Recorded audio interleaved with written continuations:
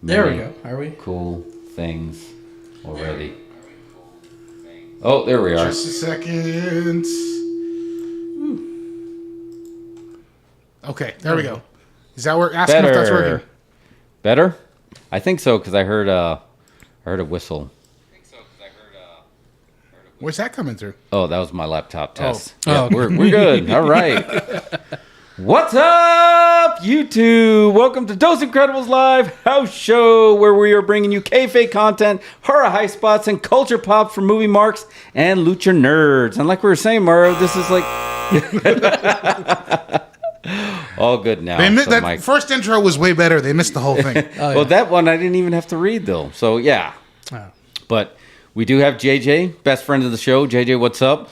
What's going on? Yes, you saw him, and now you can hear him, what we were talking about. Just want to give a quick shout-out to my wife who's in the chat. Oh, hello, who also? Olivia. I love you very much. She said she has no sound. We love shout-outs. That's our first shout-out. Yes, we have shout-out. Oh, she said she's not getting sound. She's still yet. not getting sound? She's not getting sound, but others are getting sound. Watch it on TV. Oh, throw it up on the TV. Yeah, throw it up on the TV. Yes. I hope that's what would be the... But you're already giving recommendations, and that's what this show is going to be all about. We're going to be talking about those shows. Mike, what's up, Mike? You're out here, too. We pitch all these shows over text, and we don't talk about them on the show. We kind of nudge. Oh, yeah, she's good again. Okay. All right, she's good. Oh, yeah, you can read the check. She didn't hear my shout out. Hello again. Shout out to my wife. Yes. There's your shout out. There we go. But yeah, let's talk about these. There's a lot of good shows out there that aren't getting the love. Of course we can talk about Kenobi, which had a wild episode yesterday. Hello there. But I think we just need to talk about some other stuff. So you guys want to do you not want to talk about Kenobi? I feel like you just don't want to talk about it. Oh, I do want to talk about it, but there's lots of spoilers. And I know JJ didn't watch, and I don't think you watched yet either. But this was the episode that could have been the finale. So did it make up for the recent series of bad ones? Yeah, they fixed a lot of their plot holes. Oh. They fixed, I would say, 95% of their plot holes were fixed, and then they only created like 20% more. So it's not bad. I'm not sure of the math on that, but I think it worked. JJ, are you watching that show? Yeah, I just missed. I was thinking, I was like, I'm missing something this morning to watch, and then I saw something in a headline. I was like, oh, dang it, I watched it. Yeah. I totally missed Kenobi. I didn't say I did the watch along about 6 a.m. I didn't do it I didn't do the 2 a.m. And I did not watch Miss Marvel yet. But Marvel and Star Wars, right, do they need our help? We will give our opinion. They need our opinion, but do they need our help? They've already worked half the internet into giving them free advertising. Yeah. So I think it's all sorted. Yeah, They're good. Yeah, they're all sorted. But let's talk about some of these other shows. Yeah. So we'll do a couple of shows. Then we'll grab a Primo beer. A Primo beer from our cousin Primo. I'm using Primo a lot there. And then we'll do some more shows. You guys ready? Yeah, man. All right, JJ, you're the guest of honor today. Ooh. We gave you the entire show, no dial-ins. You're live here in Dose Incredible Studio. Does it feel like you're at backstage at the Muppet Show? It really does. That's the approach. That's what we're trying to get. Let me say this though. This setup is really sweet. I will say that. All right. I walked in and I was like, I hope there's not too much, inside baseball when I walk in here. I'm like, no, I really like this place. I will say you can't keep having Podcat as your makeup department. That's dangerous. Yes, that's very dangerous. Yeah. Folks at home, if you join our Patreon, we'll have you in the studio too. Yes, right. Yeah. Only $4.99 a month. It's totally worth it. Yeah. Yeah, it's growing. It's going up and to the right. Oh, next up is to the moon. Like, subscribe, and share. So, yeah, I don't know. We could start with do we want to start with a social media update to kind of lube the pipes, if you will? I love social media updates. Yeah, social media. Do you have stuff? Did we make any social medias this week? We did. We did make some social medias this week. So, we did a song that was an accidental song that was part of the show last week. Cameraman, zoom it to quote Sheiky Baby. But yeah, I was fumbling with the sentence like I do many times because I have that weird New York accent that kind of comes out. So I broke into Danger Zone by Kenny Loggins just for the karaoke. And we got a text, we got a comment response that said, "Oh my God, you made my dog bark." Which I thought was good feedback. Yeah, that's very good feedback. As long as there wasn't like cats like howling. But yeah, the comment was, "Oh my God, you made my dog bark." So I took that as a compliment. Yeah, we'll take that Instagram user. Yes. And then we had this one here, which was, I think we talked about this last week. This was our Monsters Rule OK dance that was so that great. We did there. That we actually pulled this together at the last second, and it just happened to have all this mask and swags around. This was done for the last drive-in. Darcy the Mail Girl, Joe Bob Briggs. They're going to be combining all of these videos into one big video. So that was our submission. So literally it's like, shit, why didn't we do this on the show last week? So I came running back here with a bunch of masks and we whipped it together. Friend of the show, Blake's original music, which got a shout out too. Blake actually saw it. It ended up in his feed. Oh, it did? Oh, nice. Yeah, so yeah, he saw it. Yeah, people were like, wow, like, where'd you get this song? So it was a good social media week. Our numbers are up. Podcast numbers are up. So check us out. You can go to doseincredibles.com. That'll bring you to the Patreon. But you can go to the podcastgimmick.com, or you can just go to our links right here in our bio. Or just keep watching this video that's happening live. Yeah, and you can then text it out to people. Yeah. Text it out to your friends and your parents. Yeah, text, like, subscribe, share. But yeah, it was a good week. All our numbers are up, and we were talking about, you guys talking about Inside Baseball. Used to work with an alphabet letter type company, and we were talking about a lot of those shadow bans and wondering if we've ever been shadow banned. And I think the answer is yes, we've been shadow banned over 2 specific videos. So if you want to go through our YouTube library and find the ones that get it, but one of them, Mario, play that clip to give the hint of which one got a shadow banned. Hello there. Yes, sir. Yes, do not mess with Star Wars spoilers. Disney will slap an invisible hammer down on you. And the other one, coincidentally, Tom Brady. Figure that out. So weird. Figure that out. That's because Tom knows you're from New York. Yeah, that's right. That's right. Yeah. He's like, oh, that's that Jets guy. Yeah, shut it down. Shut it down now. Just like in Ghostbusters. So there you go. Tom has a vendetta against you. I'd take that as a win. Really. Yeah, that is a win, right? It's just like I make powerful enemies. That makes you a true babyface, though, because he's a heel. Oh, yeah, he is a heel. Totally. Yeah, so go through that library and find those videos and find out what did we do so wrong in those 2 videos. So, but let's get started. JJ, so we're again, this is your show here, so we're gonna start with you. What is your first recommendation? I don't know what I was calling this, the Lasso list. And this is in honor of Ted Lasso, a show that I was like, I probably would have never watched it.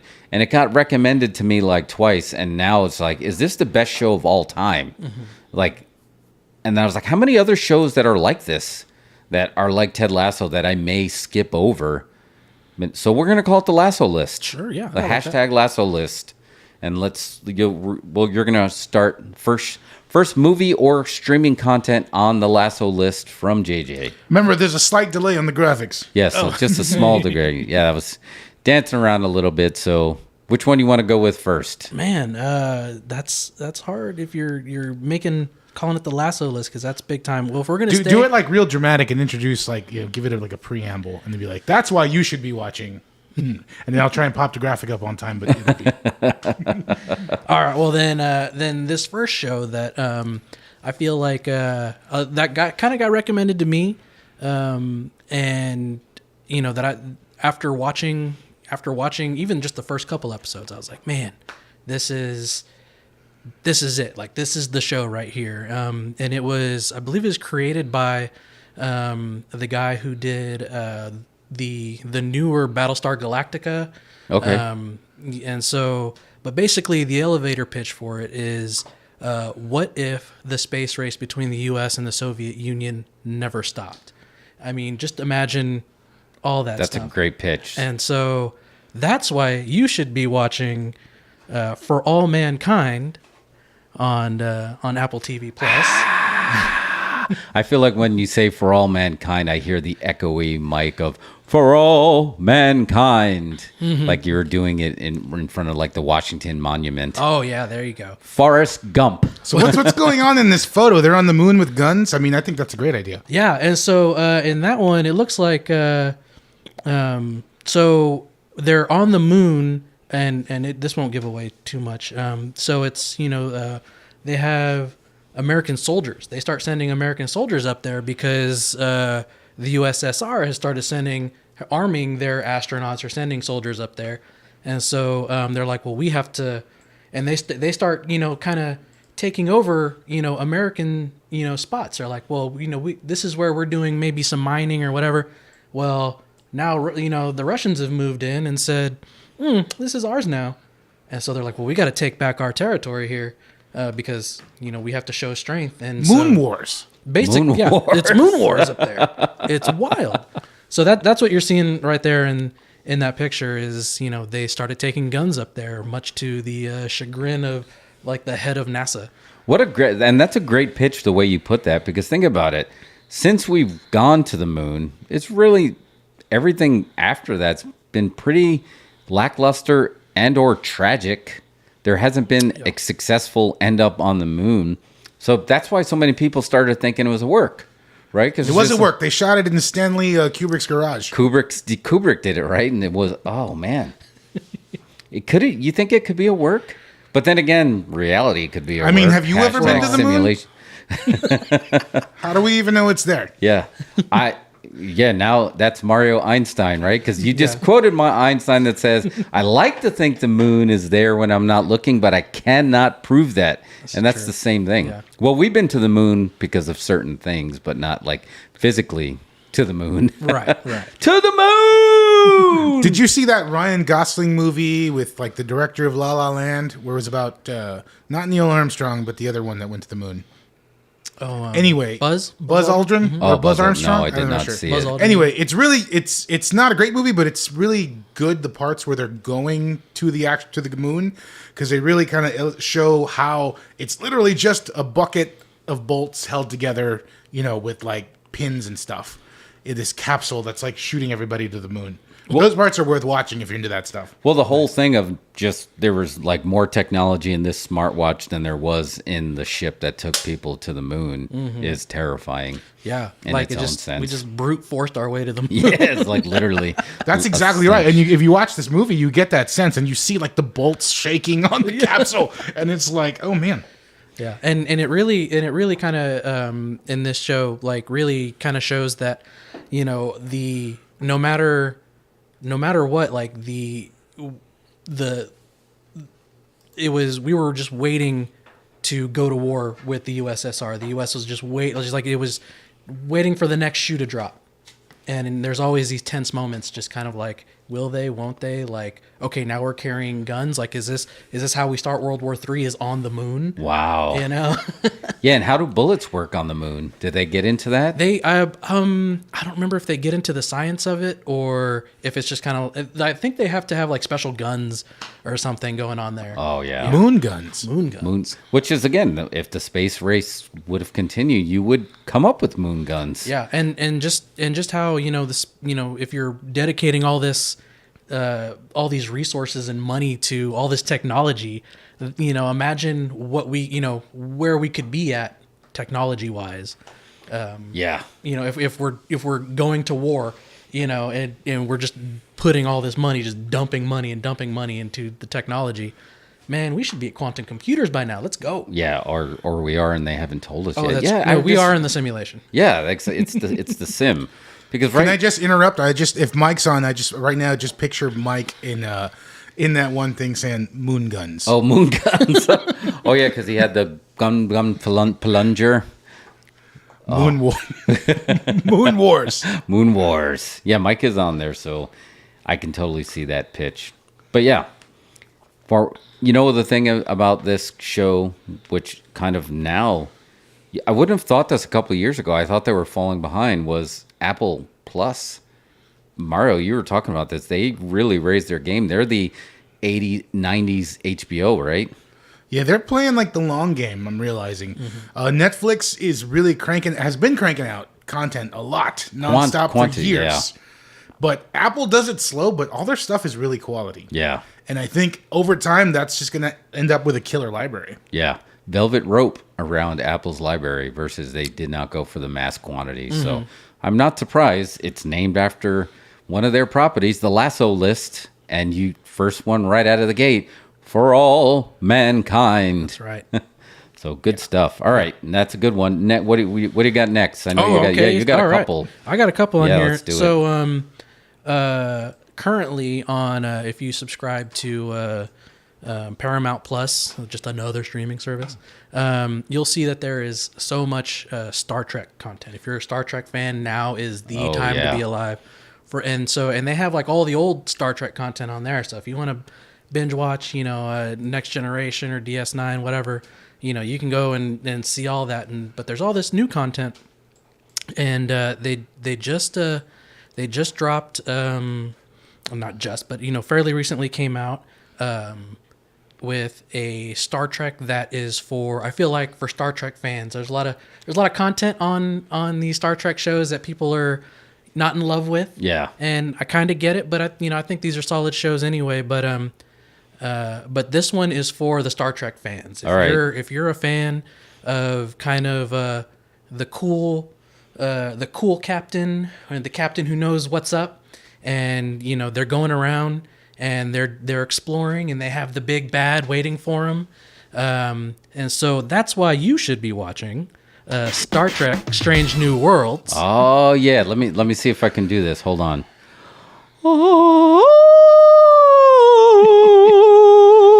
That's the one. Deal with that algorithm. That's the one. No, but you're gonna get banned for that one. No, it's funny you brought up this show, and I've kind of fell off. I love like the original Star Trek, top of the food chain, the series. I feel like you can go like the Twilight Zone. You can go back and keep watching that, and it just pulls you in every time. And then I started falling off. I love next gen stuff too, but this show feels like it was one that was going to pull me back into that Star Trek universe. Oh, yeah. That's going to be the one to pull you back. It's before Kirk. It's right before Kirk. They're in the Enterprise. It's Captain Pike, and you have younger Spock. Young Spock and Captain Pike not in the tin can. No. Not in the tin. And they introduced Captain Pike to like this new generation in Star Trek Discovery. And immediately, from the word go, I was like, I need a show with him. And I think that happened. Either they were planning a new show with him. So he was introduced with the girl that came over from Walking Dead, where she was the cat. Was he introduced in that series? Yeah. And so, yep. And so he was introduced there. And from the word go, it's like, man, I need a show with him. He needs his own crew. And and we got it. And I was so excited awesome. when they announced that. And that's very really cool. Good. Yeah, that is high on my list. And I think I told Mario this. I don't know if I told you this before, JJ, but here's my tie-in with Star Trek is my name, Jeffrey. All my other brothers were like, we're going to give you biblical names. And like, what about you? You know that guy that's in the Star Trek, Jeffrey Hunter, that's playing Captain Pike? That's who. So I got named after the original captain, not nice. James Tiberius Kirk Pike. That's awesome. Played by Jeffrey Hunter. Then you're gonna love this new Captain Pike. All right, so yeah, that's what I was like. That is a show of destiny for me, and I like that they're going back to the original format. Right? They always had like the long story with the Klingons and stuff that you were they had their enemies, but they still had their. I hate to use this term because sometimes it's derogatory for shows, but the freak of the week. Right. But sometimes that's okay when it's a very compelling story. Yeah. And of course you do want more, and then that's the way you make it recurring. And I feel like, did it start going back to that format? Like it's something new, like he said in the original show, he's like to explore strange new worlds. And that's exactly what it is they're going around, and I think we're like 5-6 episodes in, and you're getting like a race that maybe you were introduced to in the original series, and you kind of get to see him again, or or something new. You're always getting, so it's the new hijinks of the week essentially. Yes. Then but there's an overarching, end game. There's an overarching story that you got the end game with the big bad guy. Not the Klingons. It seems this time. Okay. And so it's been a lot of fun to watch, and I remember just sitting down going, man, this is a lot of fun. I like this. That's good. Yeah. And that's what Star Wars and Star Trek, that was the whole thing, is it's supposed to be fun. It was, a lot of people considered it like garbage TV, but it was expanding your mind. It was doing a lot of things that were ahead of its time, right? The StarTAC phone, like they were doing that, it was born from that. It was inspiring real scientists and inspiring people to do great things. So everything on Star Trek exists now. Yeah. Every single device that they ever used actually exists. That is bizarre that it really has gotten to that point. Yeah, it's just us trying to catch up to Star Trek. Well, except the Brundlefly teleporters, because of Brundlefly. We're close. Elon Musk is treating us like bank tubes and trying to shoot us across. Eventually, it's just like, well, we're going to have to disintegrate you. Then we'll shoot you across. That was my Elon Musk, which I guess I sound like. That's no one's doing Elon Musk, so that's pretty good. That's true, yeah. Not a lot of Elon Musk out there, so yeah, that works. All right, good. You're 2 for 2, JJ. You are 2 for 2. Let's have another one here. Okay. I'm going to see if anyone in the chat has any shows we can recommend while you whip up your third one. All right, so let's see. Let's take it to a different streaming service. Let's take this to Hulu. All right. And And this one, if you're a fan of old school hip hop, and by old school I mean like early '90s, because you can take hip hop back to the '70s. You're right. Wow, man, the '90s is old school. Yeah, Oh, that's old school. okay. Like All Dr. Dre's The Chronic is like all the young kids are like, "What's this?" I'm like, "Oh man, we're in trouble." But if you're a fan of like the old school hip hop, if you're a fan of content that is for the children, not really, but if you're a fan of just of knowing the dramatized history of quite possibly one of the greatest groups in rap music to ever do it, and all the members incredibly talented. That's why you should be watching Wu-Tang and American Saga. Wu-Tang forever. That's right. I had no idea the show even existed on Hulu, and I watch stuff on Hulu.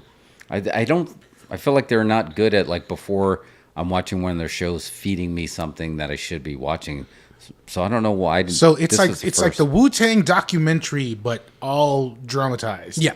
Because there's a like a 2-part Wu-Tang documentary, there is a documentary as well. yeah. So it's almost like that whole story, but turned into a series of just episodes, and you see the development of people's characters and oh wow, how RZA got a turntable. Oh wow. Yeah, and you see, kind of where these He guys almost come from. stole it, but he didn't because he had a change of heart. So That's right. RZA had a heart. So I didn't watch the documentary or this series. So is it new? There's a couple episodes in as of now, or it's already complete? I think the second season might already be done. And so, but the first 2 seasons, they're great. They're great TV. And so, if if you're just a little bit curious as to the backstory to all of these guys, especially the RZA, because he's I think he's a producer on this one, so you're gonna be like, oh yeah, that it's basically all about the RZA. RZA's or the real babyface in this one. This is true. Yeah. Yeah. Well, they've always just been a vibe. They're just like an energy, right? There's just something about, like, they've always felt even like more than just a band or more than just like a musical act. They just like create an energy. Like when you see something, like you see any artwork, or they inspire Quentin Tarantino, like part of the movies and the martial arts feel to it, and then just like the Justice League, Super Friend, Avenger type feel too. That each one has their own superpower type thing too. That's just like, that's always very compelling to think. We're talking about this being a simulation, that somebody took the time to code these characters like that. Yeah, and it really is like the show's really well written, but if this really is their story, it was written for TV. It was written for a movie. Yeah, it's and perfect. that's what makes it incredible, right? Yeah. It's literally ripped from the headlines. Like, no, even if they exaggerate just even a little bit of it, but it can't be. It's still pretty close enough to the truth for an average person to be like, WTF. Yeah, and that was always taught in in writing classes and stuff like that in college. Like, you always have to, they always have to come up against something. Your protagonist has to come up against something, the antagonist, or just something that blocks that they can conflict. Conflict. They can get past this conflict, and there's so much conflict. But you're always rooting for these guys. Despite just maybe they're not the greatest, but you're like, well, this is kind of what they've had to come up in.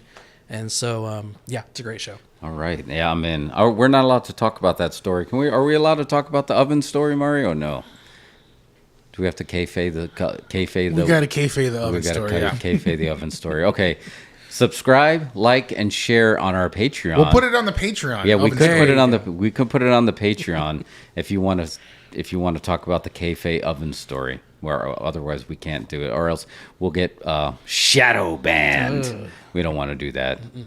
So, all right. Well, we got a few more. Hey, JJ, let's get a couple more, and then we'll crack a beer. So, I mean, you're hitting them out of the park. Jeff, you do one. Yeah, there you go. You want to switch? Yeah. Is it too much? Yeah. All right. You want me to go in first? All right. I got a couple left here, but all right. You want me to throw one up? All right. I'm going to throw one up. I'm going to throw one up that you probably heard of because it's award season, but I just don't feel like people are talking about it enough. And it was a series that some people might not have hung in there because they're like, oh, I don't know. I thought he was supposed to be a comedian, but this is kind of getting dark. And then it got a little bit violent. And like, wait, but it's violent. But this is made by Alec Berg, who's helped with Silicon Valley. And then you got freaking... This show has everything. It has Hitman. It has an angry Fonzie. I love Stefan. He's the greatest. And that's why you should be watching Barry. And even just the Mario, we talked about this a couple of years ago, that people were getting rid of opening credits. Mike, shout out to Mike. Mike, when we do another part of this show, we're going to have Mike on here because Mike's the one that turned me on to Mr. Robot, another show that I've never watched, and it pulled me instantly, and I was like, how would I have not watched this? But Mr. Robot did this. It's just the Flash, that hustle and flow lyric that just drops up, and that's the opening credits. Yeah, I love that. And the way Atlanta does it. Do you watch Atlanta? Yeah, Atlanta does it too. They just sort of build it into the frame of the shot. Oh, yes. It's so good when he does that. And Barry always does that. And this season, they even started doing, after the show, they watch what's going to come up next week. And they would literally show something out of context for like 5 seconds. And then it's like, bam! And like, you're going to have to watch this. But Bill Hader booked himself, and I'm going to keep this spoiler free because I want you guys to really enjoy it. Season 3 just ended. Premise is Bill Hader is a hitman who's having a crisis of consciousness in LA, and he decides to become, well, he doesn't decide to, he falls into, I should be an actor. And Henry Winkler is his acting coach. And it's just so good. That's interesting. Yeah, I just finished it last night. Actually. Oh, you did finish I'll try it? to do no spoilers, but I'll try to clip them It's out. difficult to do spoilers, but Mario, you can agree with me.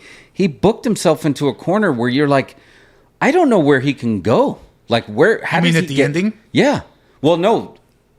The ending was just like, you really saw that. You don't know where else you can go with this. I mean, it's a violent show. It has violence, but it has comedy at the same time. But he really booked himself as just like, this is not going to end in a neat little bow to the show. You're like, okay, cool, Barry.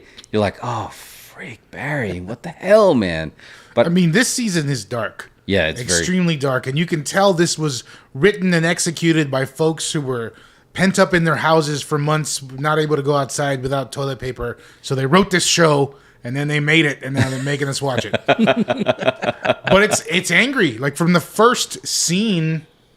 The very first scene of the show, you can tell it's completely different than the last season. Yeah. Oh, yeah, no, every season is a complete different jump because he has no choice because he books himself into these binary parts where he has to choose a direction. Yeah. And even though he's a character that lives in the gray area, he books himself that he has to go in these different directions, and that's why this season had to get a little darker. Yeah, Mike said it. NoHo Hank is one of the best TV characters of all time.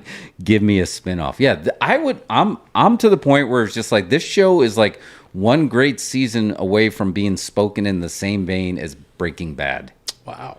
I'm gonna say it. Wow. And we know that's iconic TV. Sure, yeah. But I feel like Bill Hader, who knew, man? He's so good. I mean, everything about him. Just like his performance, and I feel like we've always had that with comedians, right? Like people knew, it was just like, oh, we knew Robin Williams could do 1 hour photo. You knew he was going to get dark, right? Because he had that dark side to him. So you figured Bill Hader had this in him to pull this off, and it's great. Well, he did a movie with Kristen Wiig called Skeleton Twins. I think. Yes, and that really, I was like, how is this going to work? These two, SNL, people. And I mean, they really acted their butts off there. They did. Yeah, Kristen Wiig is the female version. Like, I'm waiting for her to have that moment, type of moment. But a hitman actor and a Fonzie comeback. Always great to see him. Henry Winkler is so good in this. He is so good in this. Mike said Barry's one of those performances that make you reframe all of Bill Hader's other roles, and I agree. Yeah, and take this into account. He's directing a bunch of those episodes. He directed the finale, which just dropped. And then what's his name? Steven from Stephen Root. Stephen Root, yeah, Red Stapler, from Office Space, to be basically his handler for the hitman handler, if you will, his manager. He's the Bobby the Brain Heenan for him. So yeah, just like all the bookings of all the characters in this, and oh man, the Chechen mob, and then all the side stories, everything about it is just, it's great. Highly recommended. Nice. You should watch Barry immediately. 30-minute episodes to make it. You're binging on a water slide, baby. You're just that binge flies by. Yeah, I watched it all last night in preparation for this show. Yeah, it was so good. So I don't know if there's anything you want to add, because I don't want to get too deep into spoilers. I just want YouTube world to appreciate these shows and see our enthusiasm, if you will. I don't know if there's anything you want to add on there, Mario. I mean, definitely check it out. It's what I like about it is that's been building over the last 3 seasons. And like you said, it's going to end badly eventually. Yeah. But Barry, by this point in the story, is so stressed out. Oh yeah, so completely stressed out, but at the same time, still booking acting jobs. Yeah, that's what's crazy. And he does. There's that one scene where he just goes in there and kind of like shoots straight with him. And they love it, and it's just like, every time he has a breakdown and goes into full on, I'm just a hitman having a nervous breakdown mode. He books another job. Yeah, wow. It's amazing that he, like you said, he's still booking work as he's booked, and this has been since season 1. He booked himself into a position at the finale of season 1. You're like, well, there's no turning back now, and then it just continues. Wow. And I think what's interesting that I like about it is how it's framed with, you've got Barry and he's with the mob and he's a hitman and he kills people and he's involved in that whole underworld, but that's just against the whole working in Hollywood underworld. Yeah. And people trying to make it, and they're both kind of like awful, like all the way through, Oh, yeah. Yeah, exactly. You're very right. They're dealing with dirty birds on both sides. All right, that is my pitch. You want me to do another one, or Mario, you want to do yours, or what do you want to do? You want to rotate these? I'll do one, but you're going to have to vamp while I pull up the graphic. Yeah, that's fine. We can vamp. Are you going to go to...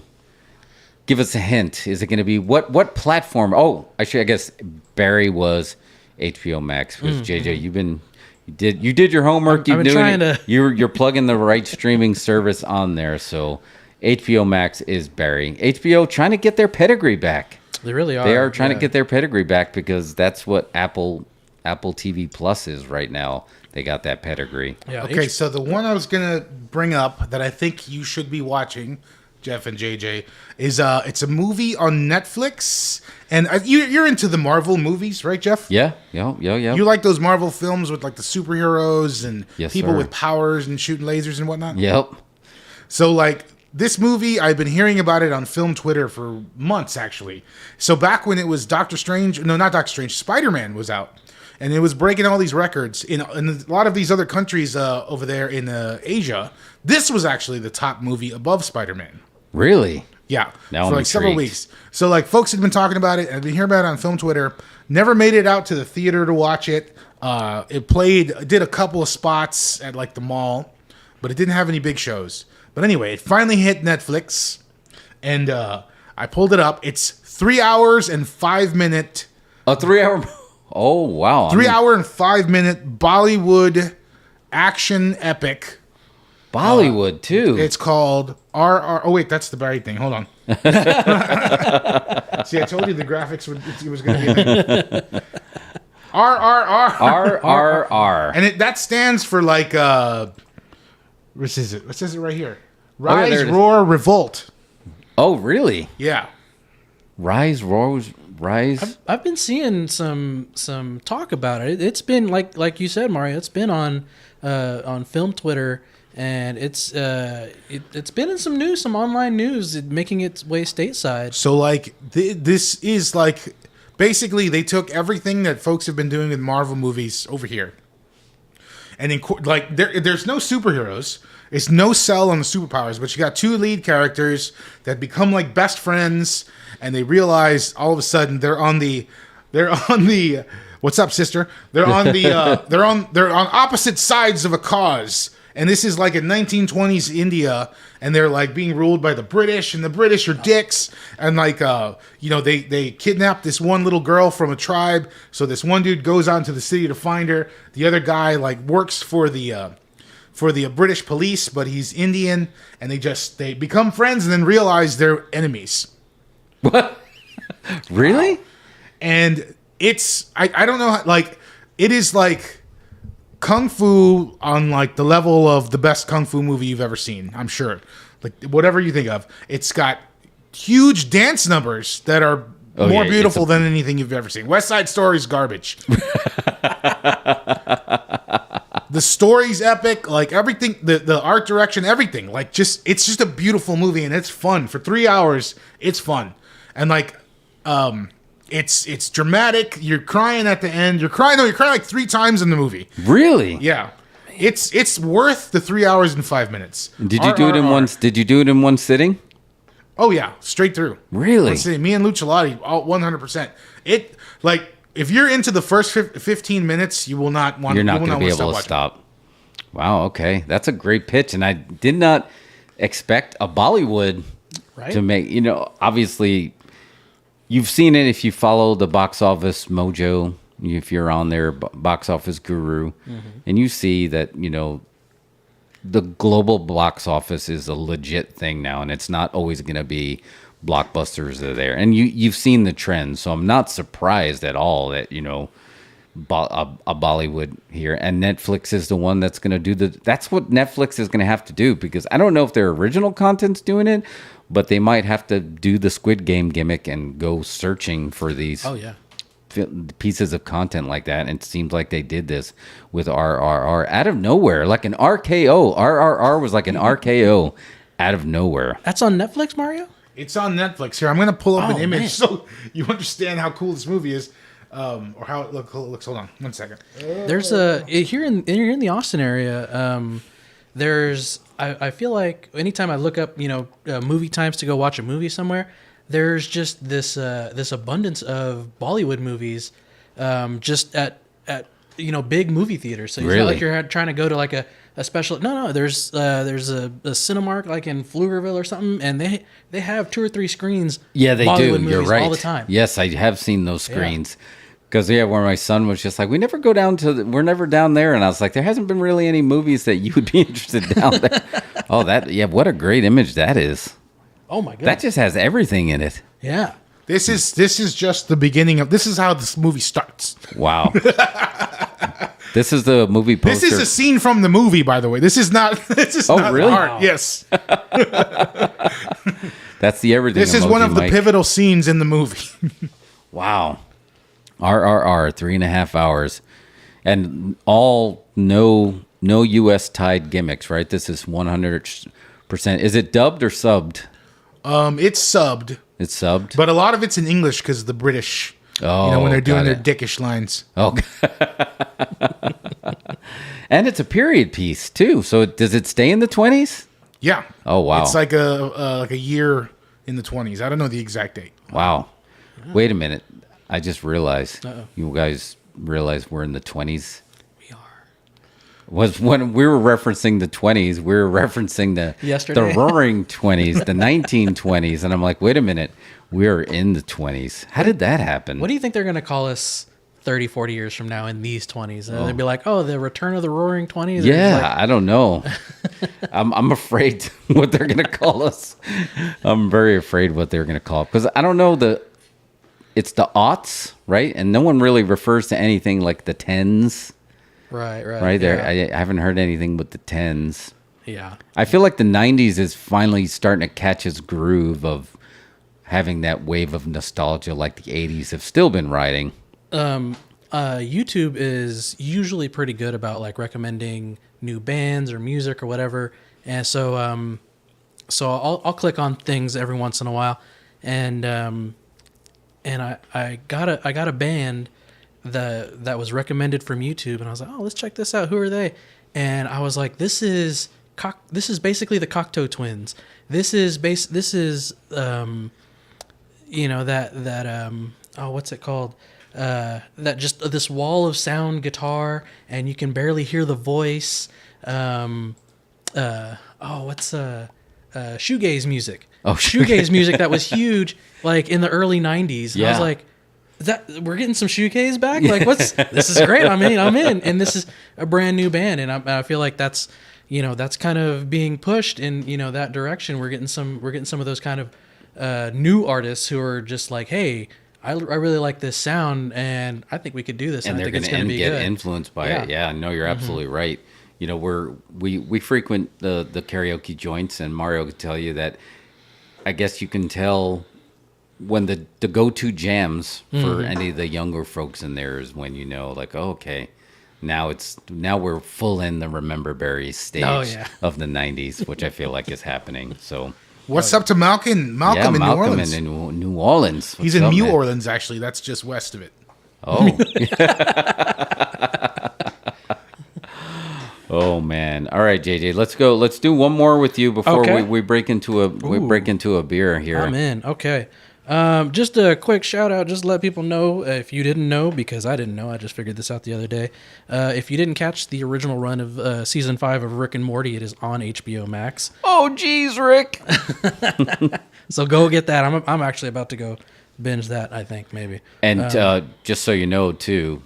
This is 100% uncensored, which brings Rick and Morty to a whole nother level. Oh, I bet. When you watch that, because I decided one day, I was like, you know what? I'm going to just watch all of them straight through. And it was a fantastic experience. Nice. And, the beeping has its place, right? Because it kind of adds to it. But when it just flows off like that, it's just like, so it's very exciting to hear season 5 in there. Thank goodness. And so, in keeping with the kind of Rick and Morty theme, there's a show on Netflix that's kind of got that vibe. That's kind of got the that animation kind of style. That's kind of got that humor. If you're into kind of that humor of the Rick and Morty, and I think a lot of people are. And it is called Inside Job on Netflix. It's an animated show, so I feel like there's like a TV show on Netflix called Inside Job, I think. And then, of course, there's the Clive Owen movie with Denzel, Inside Job. I think that might still be on. Great movie, by the way. I showed my age because I was thinking Inside Baseball because that's what you were talking, and I just heard that. How about that in my head? So I'm way there off. You go. Yes, I'm way off. But yeah, it's about like a secret government organization that deals with the aliens and the supernatural and stuff like that, and the protagonist is very much a Rick.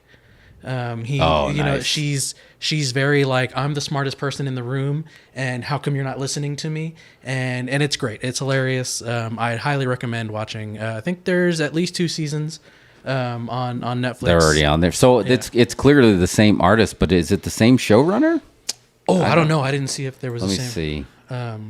I wouldn't doubt it though. It's got that same kind of humor and everything. So if not, then they need to get together and put something together.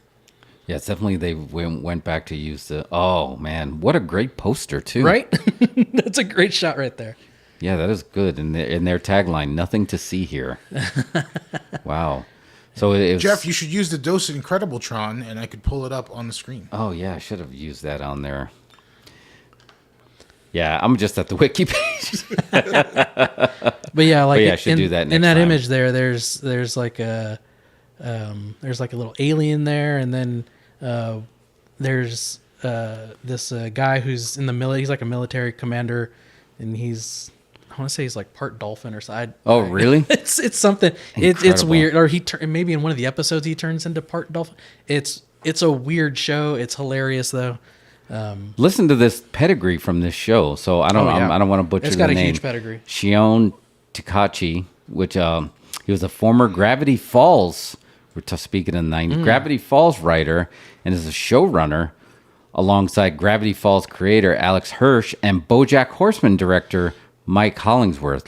Those shows right there, those are iconic shows. Those are like cult favorites. Just those 2 shows alone. I remember Gravity Falls had all the steam. I just recently came across Gravity Falls. I saw something on Reddit, and somebody posted a funny clip, and I was like, "What's this?" And they're like, "Oh, you got to go watch Gravity Falls." Yeah. I was like, oh, "Okay," and it's a fun show. I think it's more geared for kids, but I mean, solid show either way. Yeah, exactly.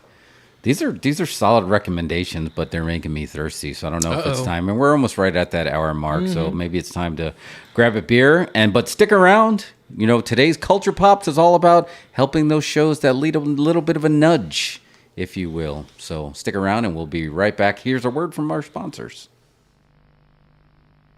I don't know what to do. What would you do if you were me? America's got this beer. It's called Stroh's Light. And it's fire brewed. You know, it's not like any other beer. So I called the State Department and say, let's make a trade. Our cigars for your Stroh's Light. They say, Fidel, you're going to have to forget about it. It's not the same as other lights. It's fire brewed Stroh's Light. We're only 90 miles away. We can't even get a decent beer.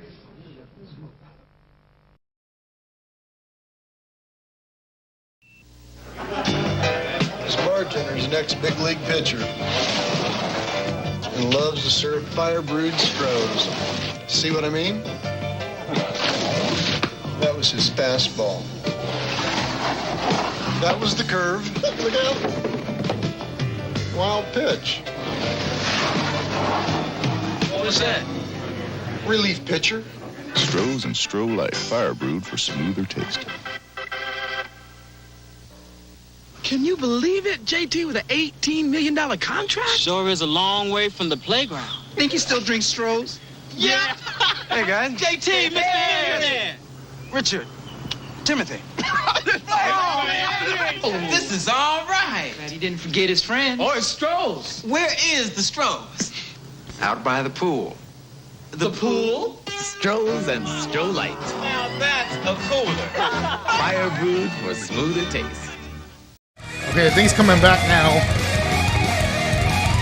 Commercials are over. All right. We're back. And you can tell, take off the gimmick glasses and put on the real ones because you're going to have to read some fine print because it's that time again for another edition of Weird Beer. Boom. Shout out to Primo who provided today's Weird Beer. I know last week we went off the rails a little bit and went with the strange soda with the Mountain Dew. Fiery Spicy Mountain Dew. Yes, spicy Mountain Dew, which is surprisingly well. But today we're going back to our roots with our weird beer from everyone's favorite cousin Primo. Today's beer is a Mexican-style lager. And I'm glad we have JJ in the house because he is our resident translator. So I may butcher this, but we'll give JJ the can. I'm going to give it a whirl. Give JJ the can. JJ, you want to do the read? Yeah. Sure. Yeah, do the read. All right, here you go. Let's Behind go. the And scenes. actually, I'm going to give you the honors of having Senor Pancho this week. So there you go. All right. Can you hear me now? No, go back to where you. Yeah. Okay. You can do it right there. All right. So Senor Pancho is traveling today, and he's going to be sitting in set number 3. Oh man, that's such a great. Okay, we have Sur Urbano. Show the can to the camera. Verde. Yeah. Sur Urbano. All right. I should have called Primo, see if we were pronouncing that right. Sur Urbano. Well, let me look it up on the internet. It's a Sur Mexican-style Urbano Verde. lager. So It's one of his cans that look like somebody slapped the label on. But those are the best. They're so good. a local brew But somewhere. yeah, it's a local brew. I could not see the alcohol Interesting. content. So it says HTX NOLA. So It's like Malcolm sensed it. It's so NOLA. If y'all can't see, there's a translation down here. It says Urban South.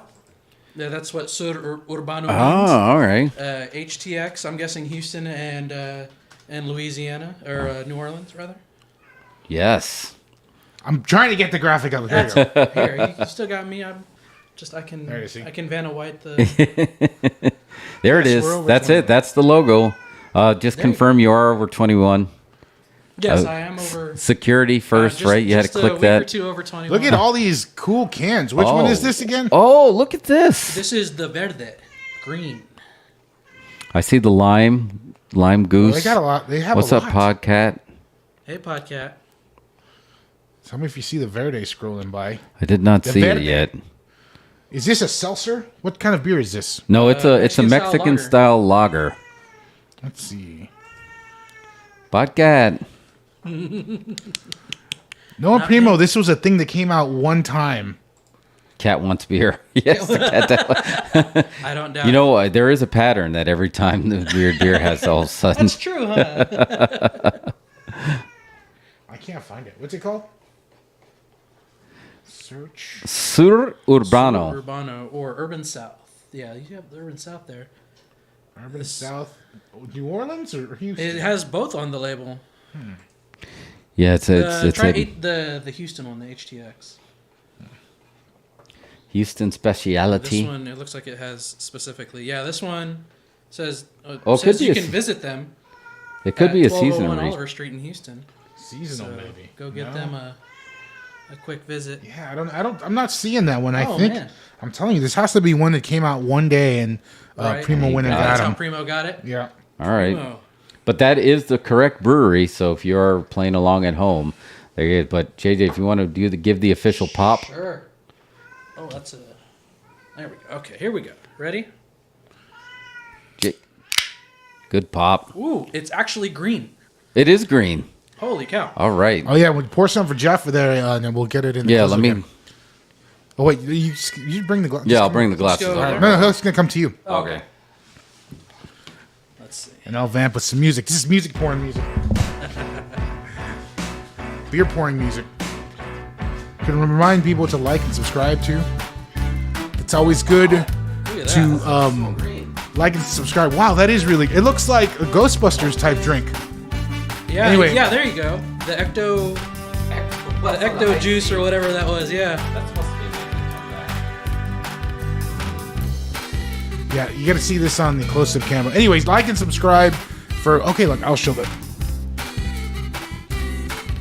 It's like something that would be like in a beaker in an old science fiction movie or something, bubbling. Oh yeah, totally. Like. Anyway, back at it. yeah, show them in the close-up cam if you got some over there. I switched to the gimmick glasses. Here we go. All right, check that out. I'm gonna use Bronson as our background because this beer ain't messing around. Yeah, this looks like High C Ecto Cooler. This is totally Ecto Cooler. This is ecto cooler for sure. And it didn't have much of a head. Nope. That went quick. Call this the Ichabod Crane. No head. All right. All right. This is our first salute in-house studio salute for JJ. So cheers. Salute, gentlemen. Let's give it. Drink it. See, my eyes say lime syrup, but my tongue says Mexican lager. That's just like St. Patrick's Day lager. Yeah. I wonder if that's why it was for. It's got a little something behind it. I thought I was waiting for that again. That tart. But I think it's a great idea. Green beer, and then like if you drank this up like a Corona with salt and lime on the rim and stuff. If it's green, it's going to be even tastier. Yeah, that would hit good for sure. You know who else is going to like this? Toilet bowl cleaners. The people who make the soap that has to scrub that out. Because you know that's going in just as green. Oh, yeah. It's leaving as much as... I got to remember that though. when I hit the restroom later and be like, what happened? Oh my God, what did I do? Yeah, you know, exactly, right? If it looks like My Little Pony is taking a bath in your toilet, that means you did Jello shots. I've got that drain cleaner where they attack the... Scrubbing bubbles. Oh, Scrubbing bubbles. Yeah. There you go. Those are... You got a Fabuloso comes in all kinds of colors now. Oh, yeah. It's not purple, just purple anymore. Are they trying to gear soap towards kids? It's like, because I was like, I want to collect them all. I don't know, but I think kids are Fabulosos. drinking Fabuloso all the time because it smells delicious. It looks great. It looks like a drink. Yeah, I'm everything positive it about happens often. Oh, I don't doubt it. I mean, yeah, Tide Pod Challenge with Fabuloso.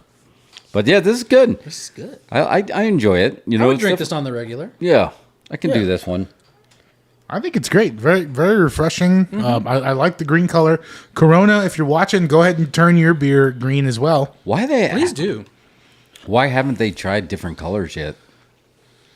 Like, it would make sense, right? I mean, I know they're paying Snoop Dogg a lot of money now. Like, even the Modelo Lime is not green. Right. It's still regular colored Modelo. Now the Cheladas are really missing out by not having colored beers. Like, why wouldn't they do that? No, they're missing out there big time. We're sick of boring brown beer.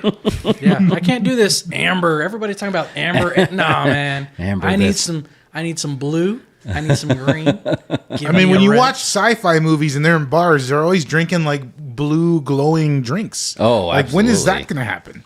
Not soon enough. Right. Well, they need you on the case there, Mario. You had that blue drink that you guys introduced on the show a little while back. Oh, the Milk Isley. Yeah, there you go. The Milk Isley. That's what it was.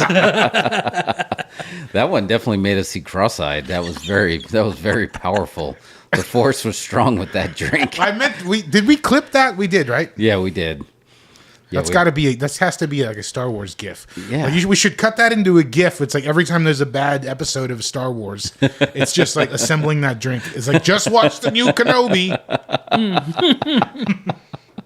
Yeah, I wanted that to be way more blue, but then I was just like, this is home bartending where you're like, oh my God, I think my eyeballs are growing hair. You're going to hurt somebody like that.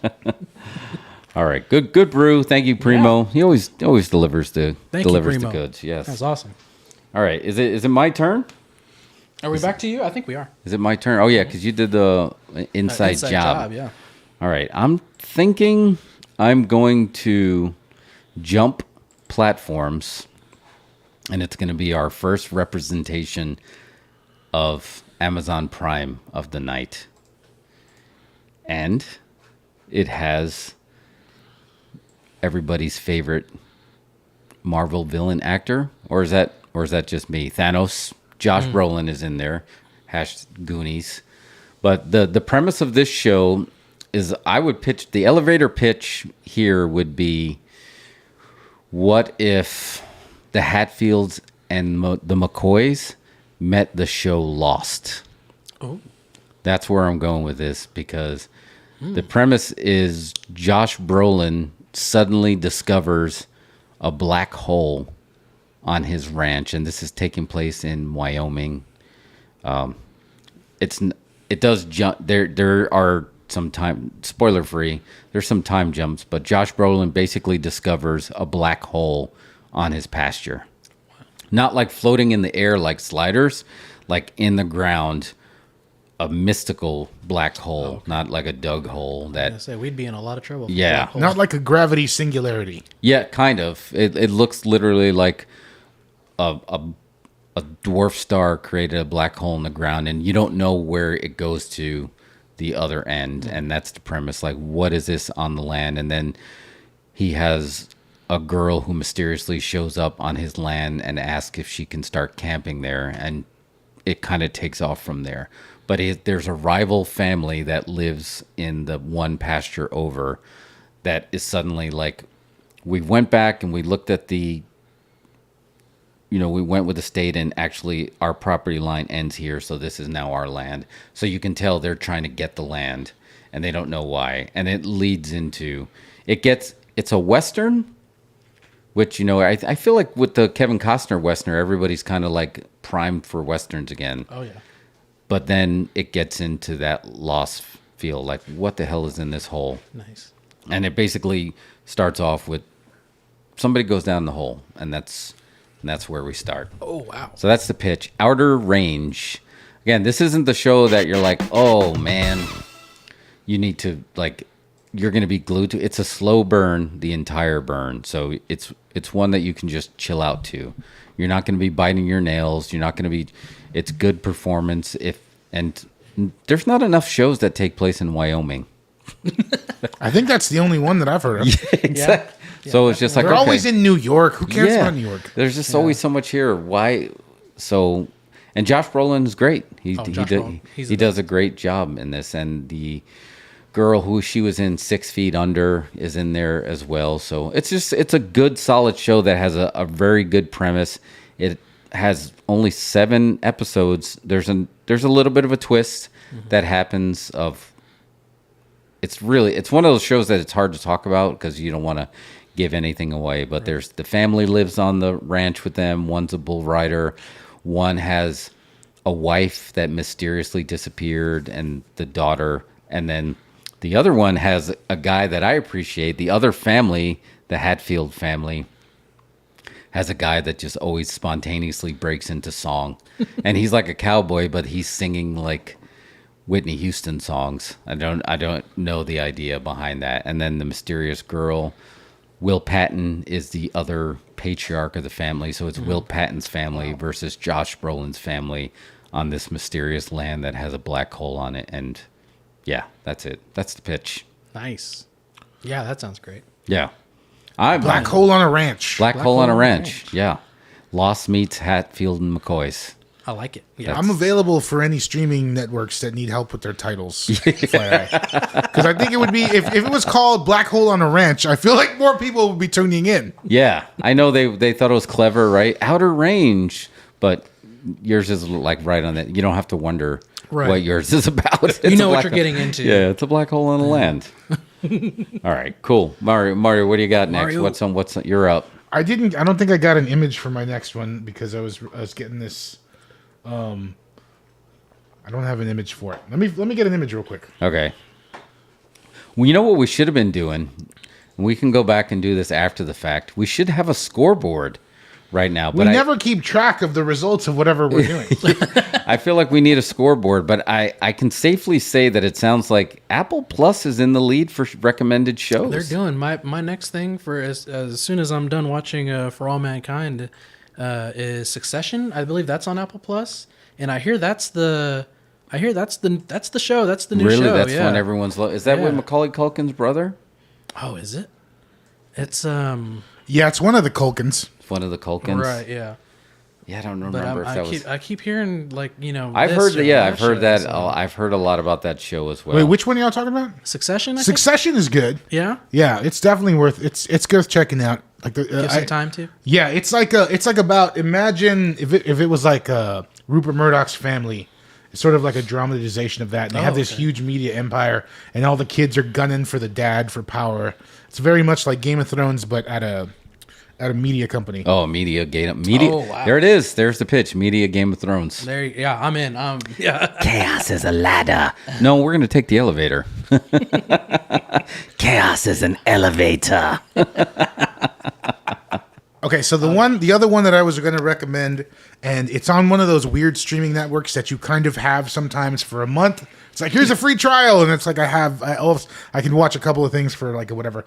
But I don't know. For me, I'm a super mark for old Hollywood stories, right? Oh, yeah. Old Hollywood stories, just I love hearing about them. I like to hear about just how old movies got made, the behind the scenes and stuff. And so this one is called The Offer. Oh, yeah. Oh, yeah. You started telling me about this. So it's like about the making of The Godfather. Damn it. That was the one that's on my list. Did you ever see The Kid Stays in the Picture? Yes. So it's all about like Bob Evans and them making the Godfather, and how just how the whole thing came to be. You know, there was a lot of hurdles that it had to get over before it got made. You know what I'm saying? Yeah. And the dude who produced it, Miles Teller, who plays him, is like, I forgot his name, Chris Ruddy or something. He was like a computer programmer, and he came up with the idea for Hogan's Heroes. And so he wouldn't have to be a computer programmer anymore. He pitched it, and it got sold, and he became a producer like that. Oh my God! So then, like his next project was The Godfather. It's all about how that got made. Oh, that sounds great! I didn't know that was Miles Teller. So he was like a super rookie producer. So they have somebody who's playing Mario. What's it? Mario Puzo. Yeah, I don't know the actor who plays Mario Puzo. He's really good in it, though. The guy who plays Francis Ford Coppola is awesome. Really? Oh, he's the standout of the show. He should get nominated. Damn, we got so many shows I want to watch now. Oh yeah. Holy crap! This one's worth signing up to Paramount Plus for. It is Paramount Plus. Get your free trial. I think it's over. There's 9 episodes. It does have the extra long episodes like Stranger Things does. Oh, okay. So some of them are feature length. All right. Which is very fitting for The Godfather. Making a thing about The Godfather. If you like old Hollywood and all that stuff, I know you do, Jeff. Yeah, oh yeah. This is a fun watch. Every episode is a blast. You get to see how like the mafia was really against the making of The Godfather. They thought it portrayed him in a bad light, and how the producer had to sort of like ended up like rubbing shoulders with them and be cool with them, so they would let them make the movie, and then they end up helping out, but sometimes they help out too much. Oh man, that sounds great. Yeah, I remember seeing the trailer when that dropped, and I was like, "Oh, that's gonna be something cool to see." And I'm always afraid, like when I see these, I'm like, "Oh, that's gonna be on something I don't have, or that's gonna be a movie, and I gotta like go out to the theater and watch it." And then I saw it on Paramount Plus, and I was like, "Oh, well, I got something I can watch it." Thank goodness. Yeah, it's getting to the point when all these streamers are creating. And we knew we'd get there eventually. They're creating these no cancel events. Like they're spacing out their shows to the point where they're not going to give you a moment to cancel your subscription. Really, Netflix was the only one that kind of came close to it, but they were just like, again, it's just quantity of that. So Paramount Plus has been pretty solid. They're trying to get in there. I didn't know they even got this. And does Paramount have the original rights to the original Godfather? Yeah, all the Godfathers are on there. The Top Gun's on there. Oh, yeah. They've got a really good movie library, and that's one thing that Paramount, Netflix is struggling with content right now. But I think everybody kind of forgot they had Netflix. Like everybody just has been paying Netflix for the last 10 years or whatever. Just forgets about it. It's not even doesn't even think. Now these other services are making a question. It's like, do I need Netflix? Yeah. This one's pretty good. Paramount has Top Gun, and they have all the Godfathers. That's pretty good.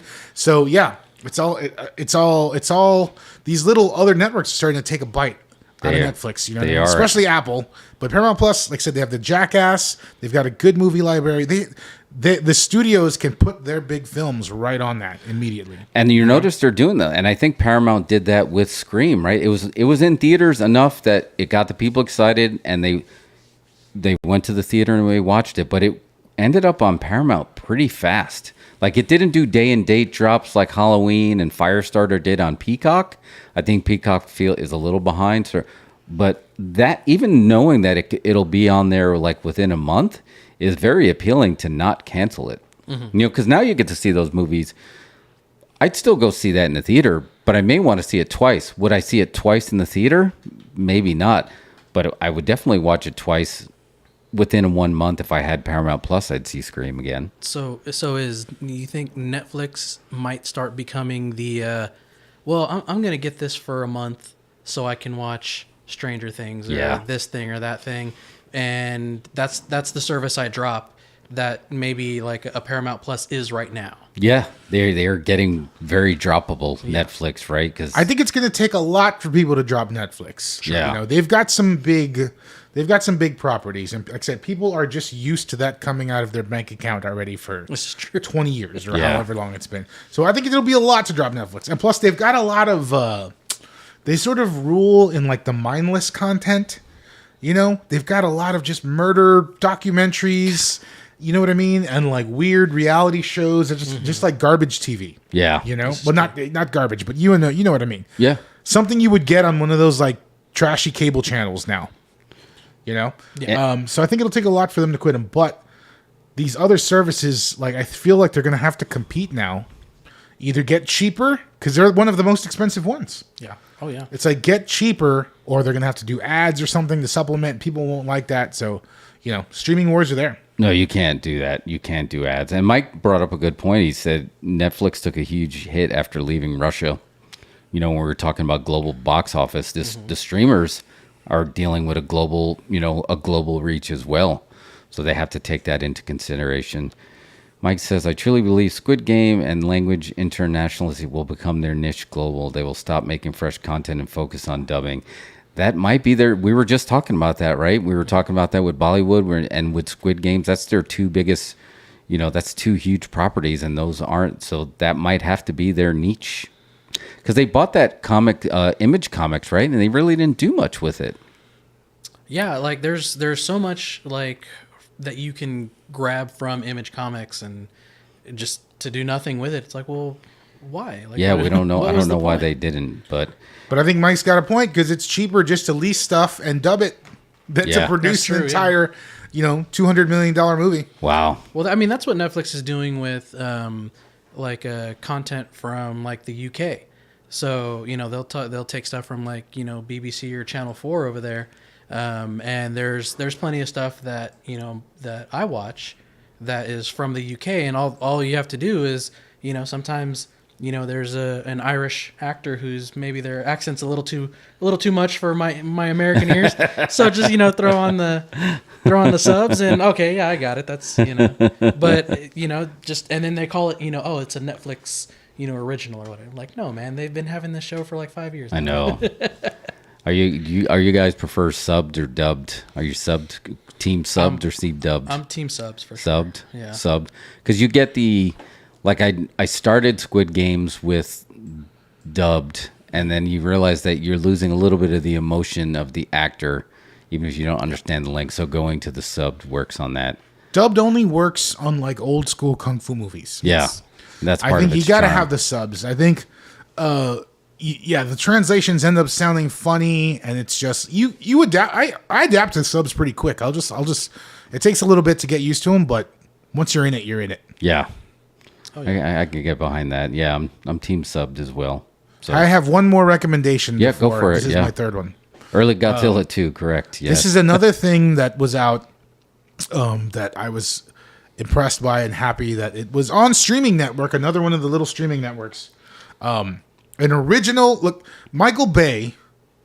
What do you think about Michael Bay, Jeff? Yeah, and I got no heat with Michael Bay. I mean, you don't have heat with Michael Bay. I know the whole explosion thing, but it has its place. Do you have heat with Michael Bay, JJ? I do have heat with Michael Bay. What is your heat with Michael Bay? Let me cut a promo on here. All right, So, I grew up watching Ninja Turtles. And okay. I love Ninja Turtles. My parents took me to see the very first. That's where it's coming My parents from. took me to the very first Ninja Turtle movie. I didn't realize it was Ninja Turtle heat. I didn't even think. Oh about yeah, that's vicious so heat. They took me. They knew I loved it so much. They took me to a theater and it didn't have it, so they took me to another theater. I'm like 6 years old, and so we went and I loved it. It's the greatest movie. It's in my top 10 probably. It's the first Ninja Turtles. Wow. movie. Okay. It's a great movie. I love it. The Corey Feldman edition, right? Mm-hmm. Yeah. Okay. Exactly. Yep. Okay. And so when I heard Michael Bay was going to be doing Ninja Turtles, I was like, oh man, I know what Michael Bay is all about. I have no, that's fine. Explosions, and this is going to be great. And then I saw the images of what the Ninja Turtles were going to look like. I'm like, okay, well, that's fine. Let's see how the movie comes out.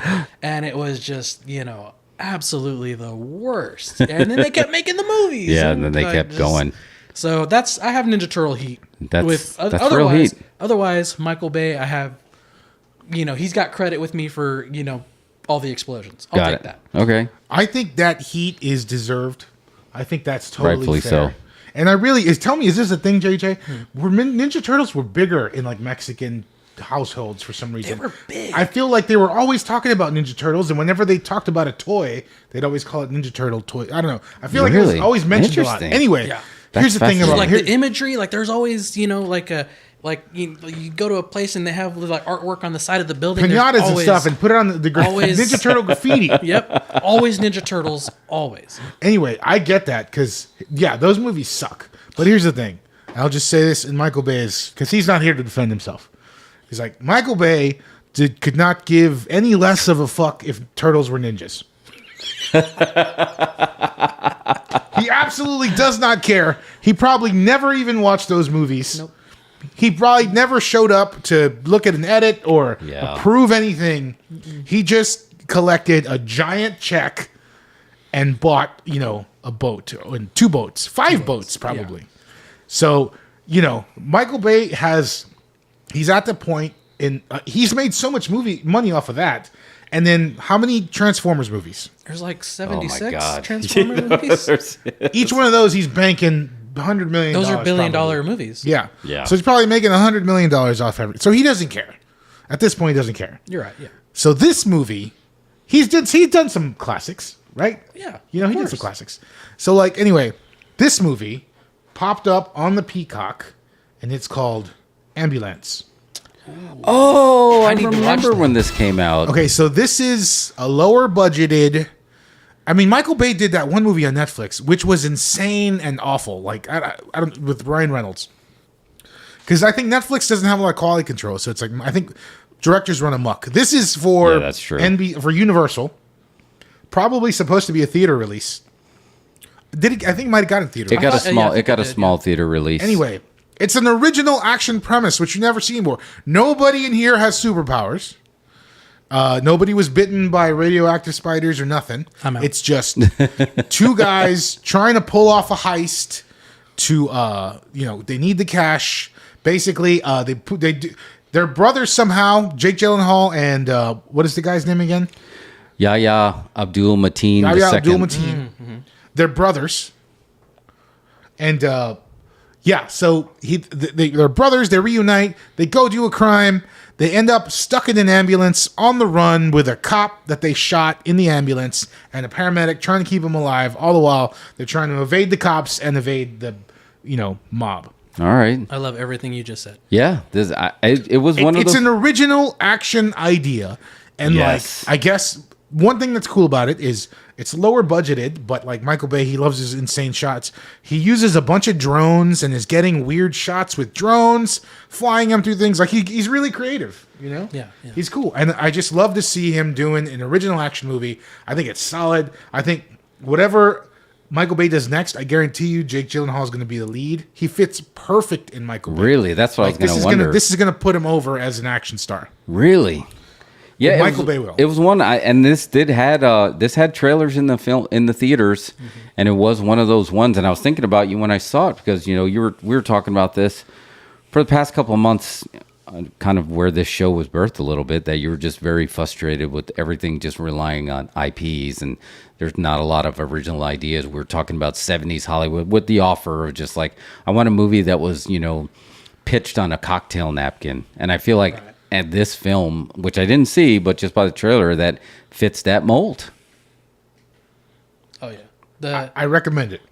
I feel like Hollywood's having this kind of, coming from, having us being all locked down and we couldn't go to the movie theater. I think Hollywood's trying to have this comeback moment, and I think The Northman is one of those movies that's like, this could have worked. Had when we're all out there, and because I just saw that was on Peacock, and that came from y'all, that was Mario. That was the same thing. He had that same passion for The Northman that he did Ambulance. It's like this feels like a movie. Yeah. So it's so good to see just an original action caper with no preconceived notions, not based on a book or a video game or anything like that. It's just an idea that some folks had. Say, oh, what if these criminals were on a run in an ambulance with a cop they shot? Yeah. It's like, yeah, that sounds good. Let's make that. How much? I do miss that. I mean, you don't realize how much you do miss that. Like all the movies we grew up in loving, that's where they all came from. Like, think about this, Jeff. Tell me the plot of the recent Doctor Strange movie. Oh, yeah. No, you're right. They're plucking Chuck. You just kind of go and you just move on. Now tell me the plot of Die Hard. Oh, I see where you're saying. Okay. I see where you're going with that. Yeah. Right? So it's very less, not as interchangeable. These movies stick with you. We were talking about it with Weekend at Bernie's, right? We're going to carry a dead body around for the weekend. It's a little an elevator pitch is very difficult for a lot of these Marvel films to the point where you think it's ever going to get to the point where it's daunting to the general public that like, oh man, I haven't seen the past 10 Marvel films. I don't even know where to start. Well, I think if you watch, if you're willing to start like here at this point in Marvel, I think it's probably a good time. At least in Marvel's eyes, because when you watch Doctor Strange, they have America Chavez, and she's young, and she's got that energy. If you watch Miss Marvel, Kamala's young, she's got that energy, and that's where I think Marvel's skewing right now. Is they're going to start skewing young, get those new, and so you can start right here, right this time in Haley Steinfeld in the Hawkeye. I mean they're skewing young. They're probably going to maybe do Young Avengers. Is what's being out there, and I guess that makes sense, right? I mean, I there was a picture. I think we showed the picture of me. It was like 5 years old in Puerto Rico, rocking a Spider-Man shirt. You get pulled in very young. It's not like all of a sudden I was liking, and they haven't really catered to that. So maybe that's what they're doing now. But where does that leave us for like what Mario's doing for the rest of Hollywood? Do you have to go outside of corporate Hollywood to make that money? But then Michael Bay is Hollywood, yeah. But that was an original script. Like, who's willing to take those chances? They're not willing to take the chances anymore. That's true. Michael Bay has so much. He's so entrenched in so many movies. He has final cut on every Purge movie. What? Really? He's the executive producer and has final cut on every Purge movie. Wow. Here, like Mike was describing the plot of Doctor Strange. I think this is accurate. Wacky wizard gets attacked by Red Witch, and the wizard becomes a deadite to make the witch kill herself for killing Jim from The Office. Turned him into spaghetti, though. That was wild. That was the wildest death scene I've ever seen. Oh my God. That's how you're going to trick people who are like, I don't like Marvel movies. I want to see the page in the Darkhold where it's like, this is the spell to turn people into spaghetti. Oh, 5 stars, Mike. That's the one. That was great. That's the one. Got the raw pop. All right, sorry. Okay, let's get our bearings back there. All right, JJ, are you up or am I up? You're up. I think I'm up. You're up. Okay. What do we got? I'm gonna go a little left field on everybody, and we've been talking about these fantastic shows. I'm gonna come back to Netflix here, and this show's got I think they got about like 3 seasons in, or at least on the American side, how Netflix get these things, and it's weird and how all the seasons go. But it's a Japanese show. And basically, it's about a man who has a diner, opens up at midnight, and all the cast of characters that comes in, and their stories, and the kind of people who are coming off of their job or kind of living at midnight, and it's what's I've come to know as a term called slice of life. So there's no overarching, whatever. There's no big bad guy. It's just, hey, this is what's happening in somebody's life, and apparently that's big in the anime community. But this is a live action show, and it's called "This Is Why You Should Be Watching the Midnight Diner." Oh, what a great title! I love that title. Wow. And it's a fantastic show. It's just something you have to sub it, but if you just want to kind of it's just a pleasant show to watch and just kind of sit down. It kind of got you through the pandemic. One of those shows. You know what? I'm a huge mark for food porn, and to use food as the vehicle to tell these stories. Oh yeah, most definitely. That's really good. Yeah, his and the owner / chef in the show. His premise is, he'll make you anything you want if he's got the ingredients. And so people in the episodes, somebody will bring him, hey, a bunch of ingredients. Hey, can you make me this? All right, cool. And so he heads to the back, gets person a beer, and all the people start talking, and you kind of get these fun backstories, these kind of wacky, cool. Kind of sometimes wacky backstories for these people. It's a fun. Does it get weird? Japanese things tend to get weird sometimes. I think like in like the second or third season, I was like, hey man, why are we starting to sexualize my show? But it was just the character. She kind of did she was like a stripper or something. But it came back. It's just it doesn't get weird. All right. So I'll just answer your question. It doesn't get weird. It's just a nice, pleasant show. It's my, and I didn't see the show, but I'm feeling Mel's Diner meets Taxi Cab Confessions. Yeah, there you go. Sure. Yeah, I was gonna say Cheers with a little bit of Cheers. Yeah, definitely. Cheers, and you have like a small, like sometimes you have like recurring cast members who are like real fun, but basically it's like like Cheers, but then you had like new people come in and just start telling their story. Wow. Yeah. And I just love incorporating food into these stories. I think that's a big part of Anthony Bourdain's appeal was obviously besides his magnetic personality, but there's something about, since the beginning of time, food has been part of the rituals, whether it's telling stories or coming together. when you were talking about the Japanese show, I was thinking one of my favorite documentaries was Hero Dreams of Sushi. Yeah, great documentary. Which is a great one, and it's just. But most of the time when the food comes, it's a very chill experience. Mm-hmm. There's not an aggressive. Right. This is an aggressive food show, which I don't know. Maybe you were talking about that. The U.S. version of a lot of these cooking shows get a little bit too toxic, where it's just like, no, I don't want my food. I eat food with a spoon, not a slingshot. Chill out, right?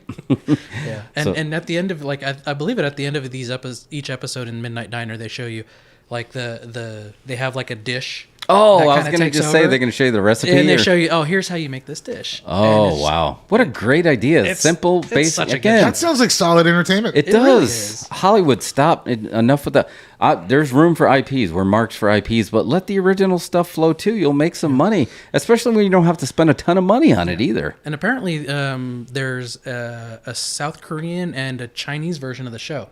It's such a great premise. I'm sure, I'm going to pick that up and do that too. Wow. And now we're going to get to the point, right, where it was always famous, The Office and Friends. There's they were British shows that became U.S. shows. But now with the streaming market being global, do you take the time to remake a version of a show? Or like you say, do you just sub it and serve it? Yeah, sub it. Sub it and serve it, and you'll get the same experience. And you can eventually do a pivot into a U.S. version. Sure, yeah. Is that a Netflix show? That's a Netflix show. So yep. Netflix and Apple, they're running the board a little bit. They're a little bit higher. We'll go back and we'll put a scoreboard on here. Can I hijack the podcast real quick? It, yeah.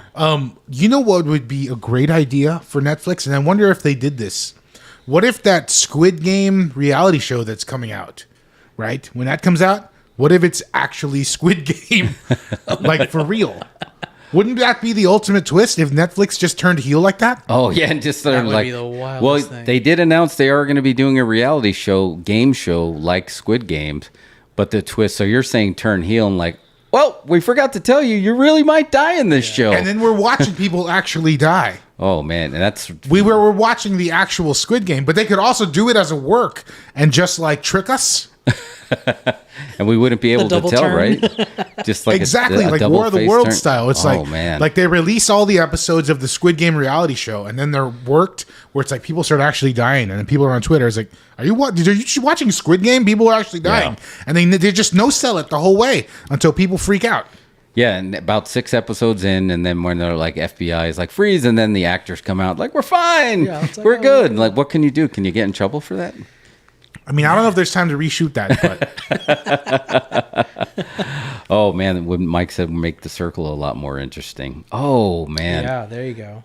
So that was confusing because this isn't my pitch, but I'm going to bring it up that the circle, there's 2 things on Netflix called The Circle. One is that game show, but then there's other one, this movie where everybody just wakes up and they're in the middle of a circle, and they slowly have to they figure out that they all have to vote on killing one person, and then that person is electrocuted, sucked out of there, and the circle starts getting slower and slower, and then there's a big dynamics where people start to know each other, and then there's people teaming up and trying to figure it out, and it's coming down. And it's a movie. Mm-hmm. It's a quick movie, but I guess I will turn that into somewhat of my pitch. It's called The Circle, not the game show, the movie, The Circle.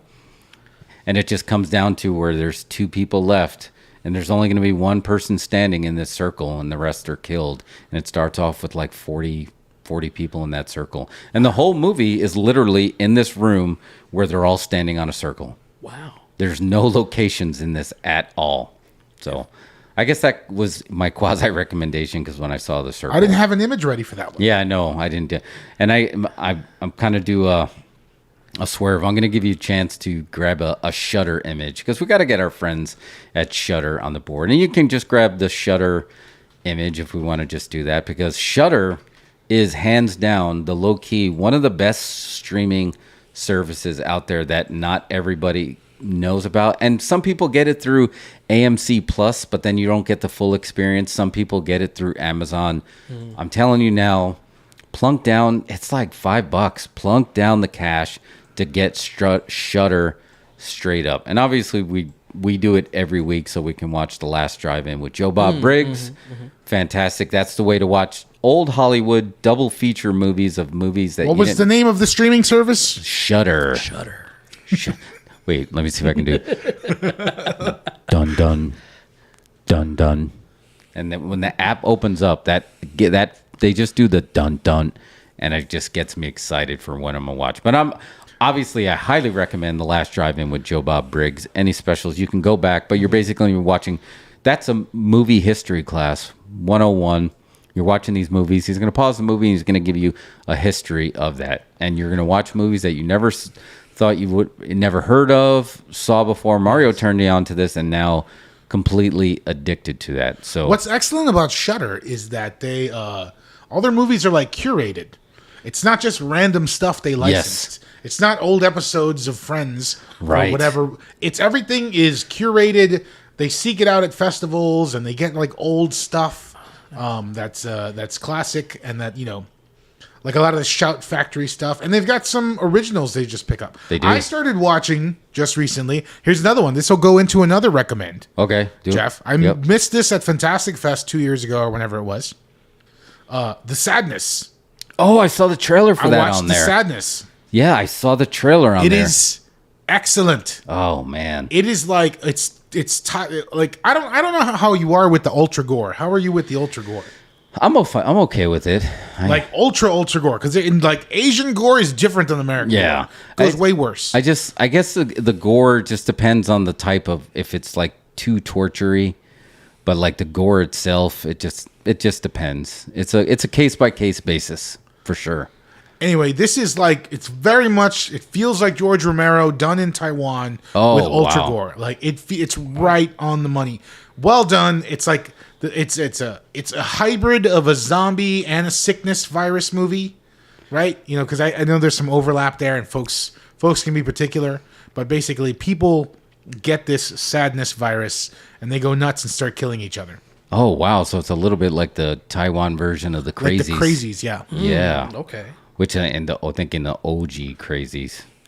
Man, this is really... I didn't realize how much Shudder we could recommend, because obviously the films, Joe Bob Briggs, Last Drive-In, fantastic. Mm-hmm. Another great series on there, which season 4 is happening right now. There's 3 episodes left, just to get it for Joe Bob. But Cursed Films.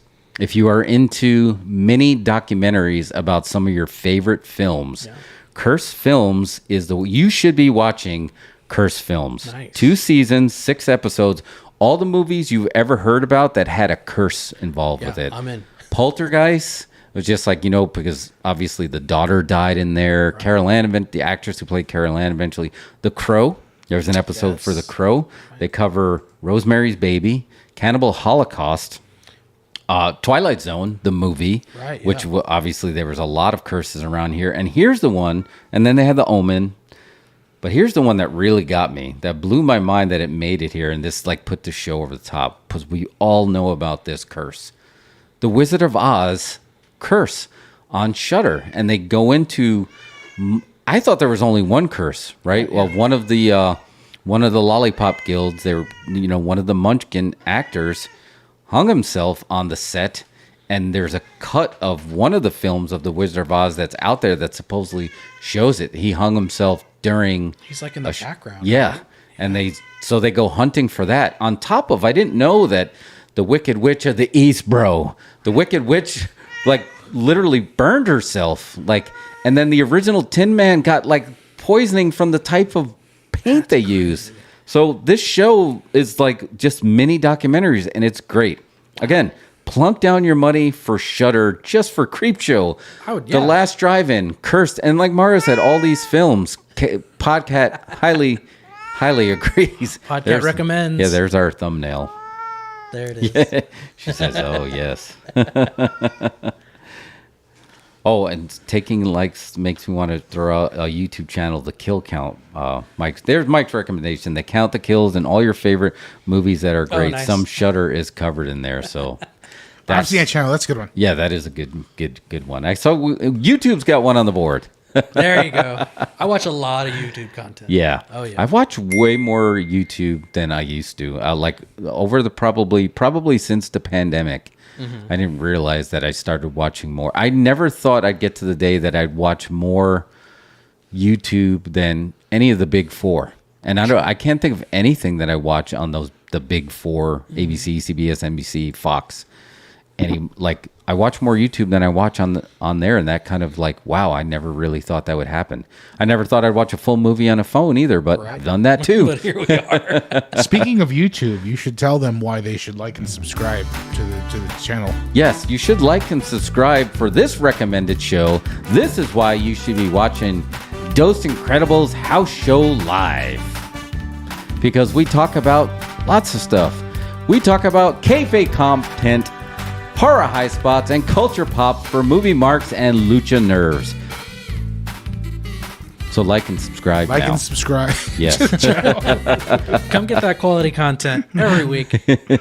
Every week. And for Podcat. Mainly, yes. I'd say mainly for Podcat. Yeah, and Podcat. Yeah. She's definitely a part of the show.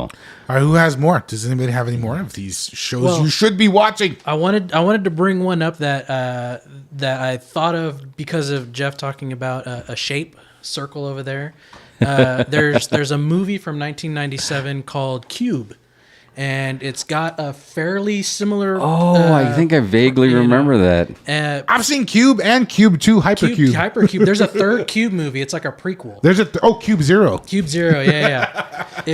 And so it's got that a similar premise where these people wake up in these rooms that are in a cube.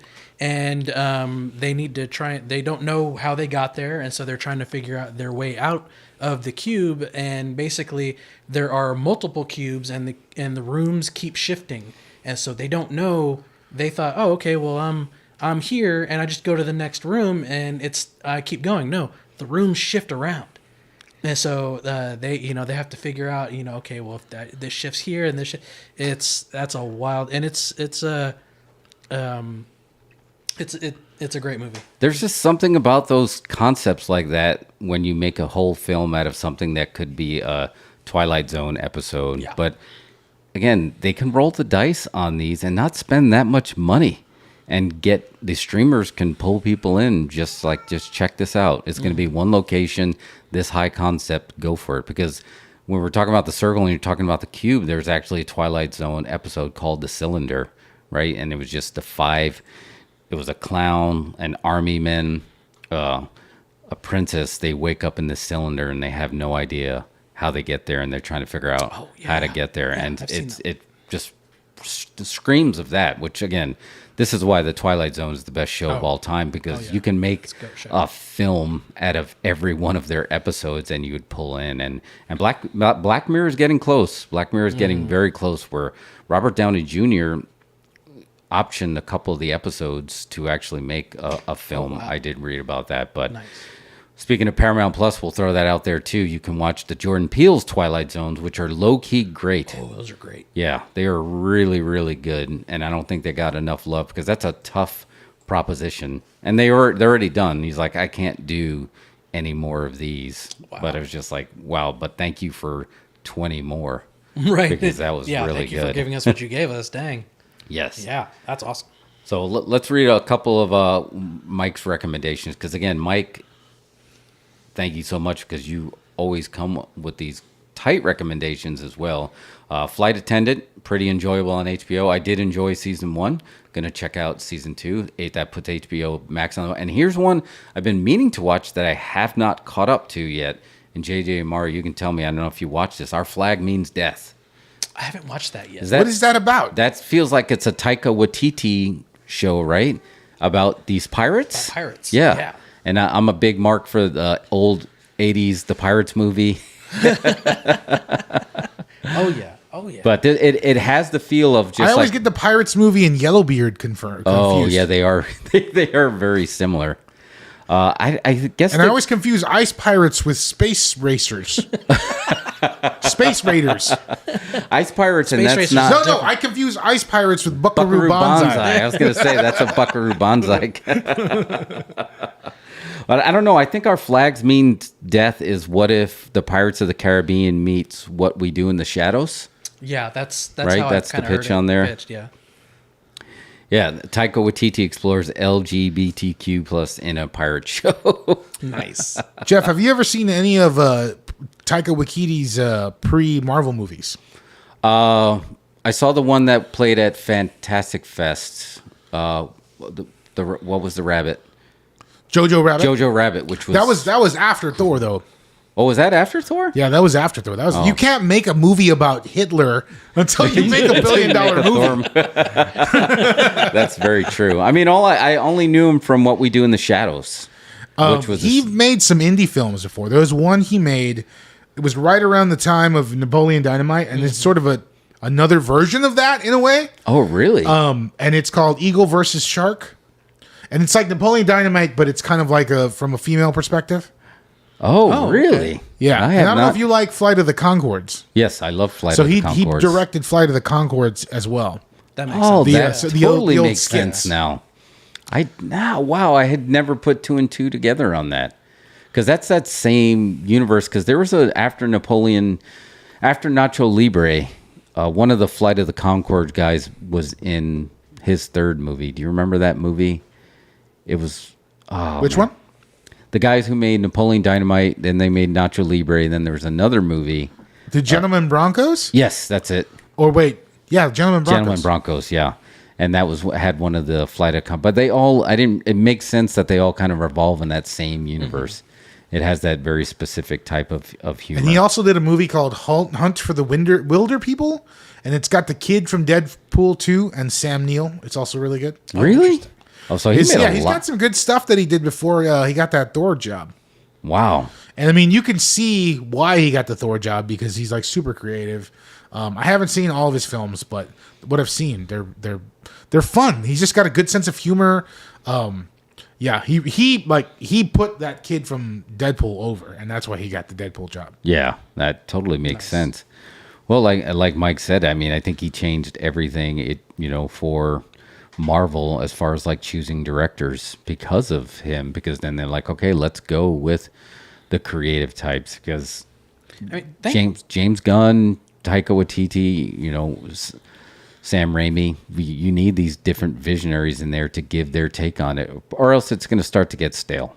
And thank goodness he got the third Thor movie because I was like, these are the worst. Yeah, these are the worst of the Marvel movies. Yeah, and I'm a big Marvel fan, and so for me right now, like we are in the golden age of cinema, and I'm about to get canceled for that. But for me, like I can't wait for the X-Men to come.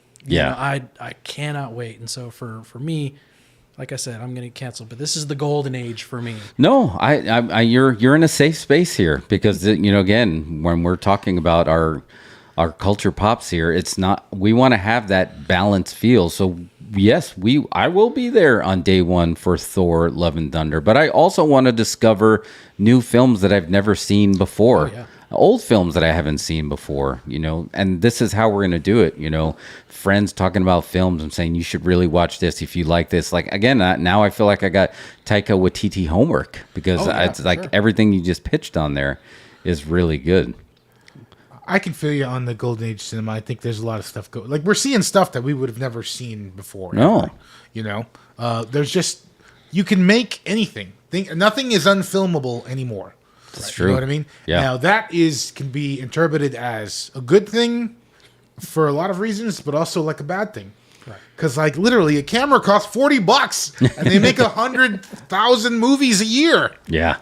And that's just, we were talking about, I forgot who I was talking about that before. It's just like you had to make a film, RIP to our friend Bobby Zadar. And he's just like, he was still from the old school. And he's, we can, Jeffrey, we can make that. We can make this movie. This can be Maniac Cop in the Old West. And I know a guy in Mexico that can get us reels and reels of films. And I was just like, me not being very educated and no idea what the hell he was talking about. I was just like, wouldn't we just like make it on like one of our phones or something? Right. I can get reels and reels of films cheap in Mexico. Okay. Like now you can just shoot it all on your phone. Yeah, and you can.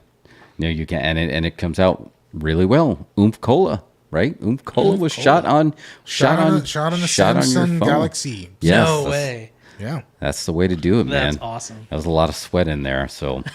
Well, this is a good recommendation. Like the outtakes, there's like 45 minutes of you doing exercise. Yeah, there was, man, and that was like the 9-round hours and hours at 9-round days. Yeah, so it's just like you're like, keep doing those push-ups, keep doing them. Now I'd be like, go. You didn't even see him going up and down the steps, carrying beams on his shoulder. Oh my goodness! There's so much more exercise. Yeah, we need the. Maybe we'll put together the outtakes. There you go. Or the Mario. We need the Pena cut. There you go, the Cola. We need the Pena cut. 45 minutes. Mike says the Black Phone's coming out. Yeah, Black Phone is next week, which, oh, man. That's another one I missed at Fantastic Fest. I had, it was that last time when you could just book tickets was great. Yeah. I'm going to miss that. I'm going to really miss that, too. But he's right. I mean, he's a big fan of Ethan Hawke, and he's just, the summer of Hawke continues because we got Ethan Hawke and Moon Knight, Stranger Things, the Black Phone, and Bat Wheels. But the Black Phone, that trailer is doing something to people. It really is sending a chill down. And just the poster, too. Just think about the poster, just having that mask. And I saw him on Shout Out to Daily Distraction, another one that you should be subscribing to on YouTube. I found him during the pandemic. He interviewed Ethan Hawke, and it's just the way he explained why he's wearing the mask made that movie just. I was like, wow, I really, really have to see this. Yeah, that was. I remember probably from following Dose Incredibles on Twitter and all the socials. Yes, subscribe, share. But probably coming from y'all when y'all were posting stuff from. Fantastic Fest. Yep. And so I was like, well, what's this? What's this Black Phone? And then I watched the trailer for it, and I was like, oh, I've never seen anything like that. Yeah, that's neat. I want to see that. I feel like this has potential to be, horror has different ages, if you will, like different ages and stages. Slasher films, torture porn, body horror, right. Which, again, another shout out to... more documentaries on, from Eli Roth on their history of horror. I feel like the Black Phone could create some kind of different genre. I don't know what that is yet, though, but I really do. It feels different. It feels really different. I think also Scott Derrickson, the director, right? He has a lot to prove because he kind of missed out on Doctor Strange 2. Yeah. So now this is what he made instead of Doctor Strange 2. Yeah. Oh, I did not know that. Well, perfect timing too. So nice. I'm ready to see it. Oh, yeah. I was excited about that for sure. When I saw that, absolutely. That yep. So I don't know. We're right at 2 hours. You guys have one final recommendation each. Let's see here.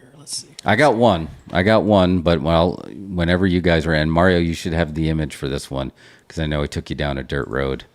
We did. We went somewhere with that. All right, I'm going to go in a different direction, a totally different direction than horror. I'm going to go with what we were talking about, Wu-Tang, somewhat of a faux documentary based on a documentary. I was like, wow, they've really missed out on any kind of porn BTS, and just like there's a BTS Nights, there's a BTS documentary about that. Anyway, Winning Time. The story of the Los Angeles Lakers on HBOMax. HBOMax back on the board. This is why you should be watching this, because it's just great to... I love period pieces when they really honor the time period. And they took it to another level here where they just... even the shots, like the way... I don't know if they're went into the parking lot and ran it over, or they say, run the film over with a tire or put it through a tea bag filter.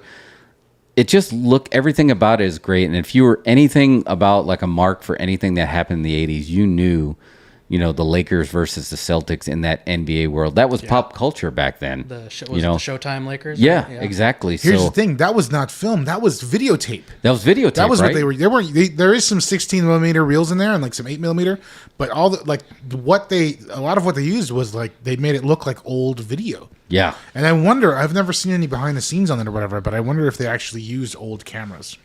I'm thinking they did. So afterwards, after each episode, they'd go and they'd give you a piece of the podcast, and then there's a companion podcast that came along with it. And I want to say they did, that they actually they were using the old cameras like that. And then just the performances of really capturing Magic Johnson, wherever, we know for our age group, we know who Magic Johnson is. And then to see Kareem Abdul-Jabbar and then this whole other side of him, because Kareem Abdul-Jabbar, obviously beyond just like the basketball version that everybody might know about, as cinema historians, we appreciate him for Game of Death with Bruce Lee. And then they even show his scenes from Airplane. They show him filming his scenes in Airplane, right? And I was just like, oh man, Roger. It's like, and they showed a piece of that. And I don't know, it hit all the right marks. And then having, Adrian Brody, as Pat Riley, the performances were in there. I was just like, didn't you say there was some heat because Will Ferrell wanted this role? Yeah, Will Ferrell wanted the John C. Reilly role. And apparently, Adam McKay cast John C. Reilly instead of Will Ferrell. And they have heat now. And that sucks to hear that. And I'm a mark for Jason Segel, so I love Forgetting Sarah Marshall. So having him in there too and just showing everything about this was a cool way to watch a documentary, but be educated. I mean, entertained at the same time. This was the edutainment. Were you sports entertained? I was sports entertained. Do you feel like maybe has Adam McKay created his own genre? He has. Because what he's doing is sort of like, it's almost like a YouTube video essay with like reenactments. It's like, and he calls out when he's making parts up, and you know what I mean? And like just the there's like using all the different types of formats of camera. It's like it's its own thing. Between that and like Don't Look Up, he's like making interesting stuff. And I don't necessarily think it all works, but I feel I like this more than Don't Look Up. Even though I did like Don't Look Up. I did like it, yeah. I felt like this was just a better representation of his style, Yeah. Yeah, and this was obviously a little bit more fun to it. And it's always difficult to take a real story, and I found myself Googling after each episode to see like what was real and what wasn't real, and I was just like, wow, I didn't realize I got pulled that in. And if you go back, how the story is going to end, but you were still compelled of like how are they going to finish this? Because I don't know, maybe Quentin Tarantino trained our brains like, is it going to change history, or is it going to show what what really happened? And it's just like, wow, is Larry Bird really that much of an asshole? It's like, man, it was just, I love Larry Bird in this. Oh yes, so good. And then I was like, damn, is this going to be it? Because it was just this one moment in time. But I was like, no, wait a minute, they were a rivalry throughout the whole 80s. We got at least 8 years worth if we want. So I highly recommend Winning Time. Nice. I like that. That sounds good. Gen Y, Wes Anderson. Do you have another one, JJ? There you go. That was my last one. I could have one more. Let's see. I think one of the last things I have, we're going to go back to the Amazon Prime service here. If you're looking for just a this is unfortunately based off of an existing IP, a book series called Leviathan Wakes, but the show is called The Expanse. If you're looking for just some really good sci-fi, like this is it. This is the show. They just ended, and if you're into the book series, they just ended, I believe, with book 9, and they really do a fantastic job trying their best to stick to the books. Sometimes that's hard. That's really hard to do, and they do their absolute best. And the show really picks up after, because it was originally on Sci-Fi, and then they got canceled, and then there was a huge campaign, and Jeff Bezos himself was like, yeah, let's pick it up. And really? Yeah, and so he's like, yeah, let's pick it up. And so Amazon picks it up, and they're allowed to curse more than one time on TV, and there's one character, she's the greatest, and all she does is cuss. It's awesome. She's a great character. But yeah, it's basically... there's 3 factions or races of people, essentially. People who live on Earth, people who live on Mars, and people who live they call it the Belt, essentially and then they have people living like out in Jupiter, and they have their spaceship fights, and nobody's going to warp everything. I think they try and get as close to sticking to actual Newtonian physics as far as going as fast as you can in a spaceship, and then it gets weird, but in all the best ways, I feel like, and it's a great science fiction show for sure. It's funny you say that, because Neil deGrasse Tyson. I listen to his podcast sometimes, and I listen to because he has a good mix of the science and pop culture. But The Martian and The Expanse were the two, because usually he goes on there and says, this is why this movie was BS, because this science won't work and this won't work. But The Expanse is on they try to really honor the science. So that's cool. So that sounds like that's for the science nerds out there. Yeah, and it's great, and there's twists and turns, and what's his name? Thomas Jane is in like the first. He's in the first couple seasons, and he's great. His character really is. His character in the book, and and his portrayal of that character is really good. And so, I can't recommend that show. It's great, and Mike brought up Interstellar too. I love when you can take real space physics and make entertainment about it. So that's very cool. Yep. Yeah, and this is another one for Apple Plus. Amazon. This was Amazon. You said Amazon. Okay, got it. But all right. They just finished up. I believe that's like 5 or 6 seasons. All right, cool. That's a good one. Mario, you got one more? I got one more. No, I did all mine. Oh, you did? I got one more. I got a bonus round. I thought I had one more, and I think you even actually have an image in this. And we were talking about Netflix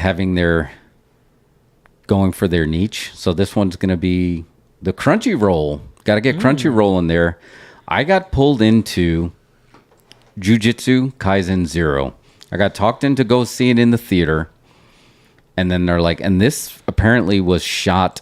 The film version, which was great, had me the entire time. There's just something about anime that's very respectful. Animation to Japanese culture is not something that's for kids always, not necessarily just for kids. Right.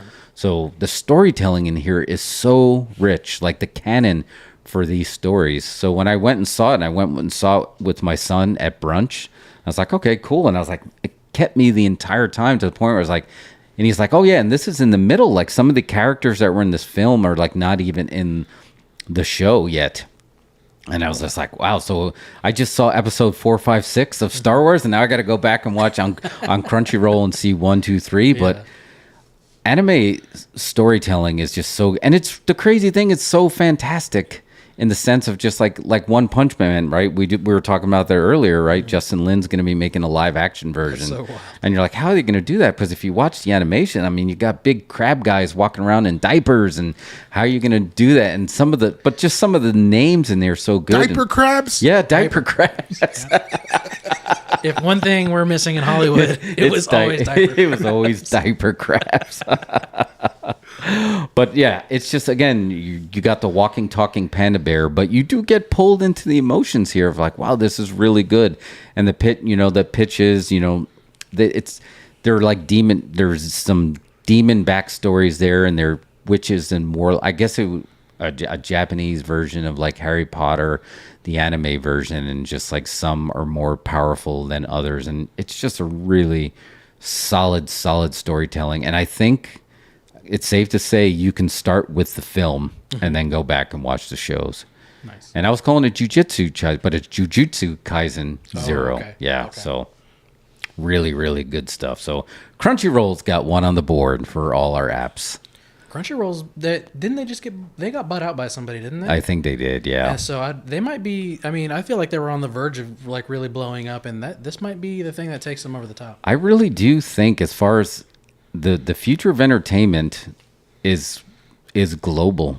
Oh yeah. It's really truly global, that we can talk about in the same show that we're recommending, our Jujutsu Kaisen, your Midnight Diner.